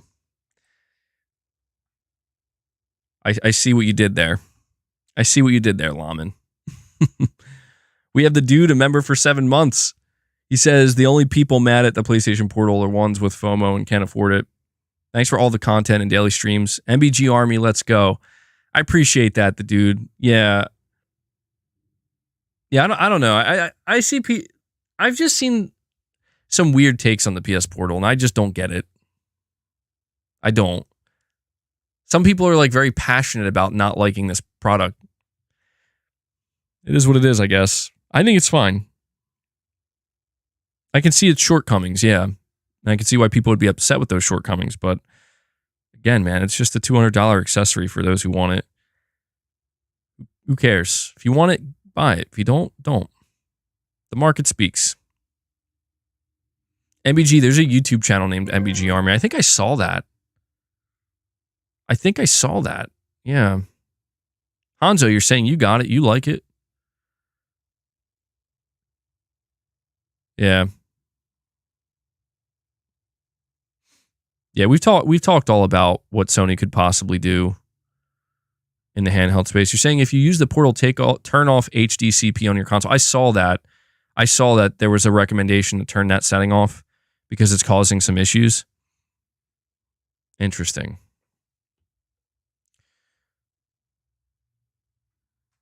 You're saying Avengers sold about 3 million copies. Suicide Squad will probably do similar. Not enough for the time and money sunk into it. Yeah, that is true. When you take into account how long the game was in development for, yeah, I don't think. I mean, I feel like it would have to do probably at least like. I mean, realistically, again, you're talking about almost a decade of development. The development cost alone, not even counting the marketing, probably well beyond 300 million. Probably behind. I mean, quite possibly beyond 400 million. I mean, it's certainly possible that this game could have cost, when you count the marketing, Suicide Squad, Justice League, $500 million, 500 million. It's not inconceivable. And yeah, they're going to need to do way more than 5 million copies, or 3 million, I mean, way more. But all right, let me see here. Let me make sure I covered everything before I bring this stream to an end. Guys, again, there's not going to be any members lounge today because I'm not feeling too great. So I do apologize for that, but I just wanted to make sure to have be able to do a regular stream. Let me see. Oh, okay. No, covered that, and yeah, I think we pretty much covered everything. The only other thing I missed was the PlayStation Plus Essential games. I actually meant to mention this at the beginning of my stream.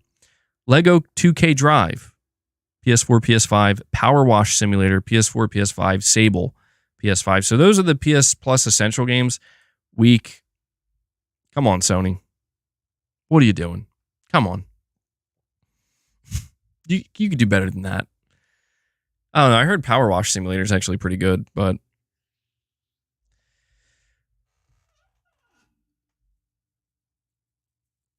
GTA 6 will sell millions, and I have a horrible feeling that it won't be the game we want. What do you think, MBG?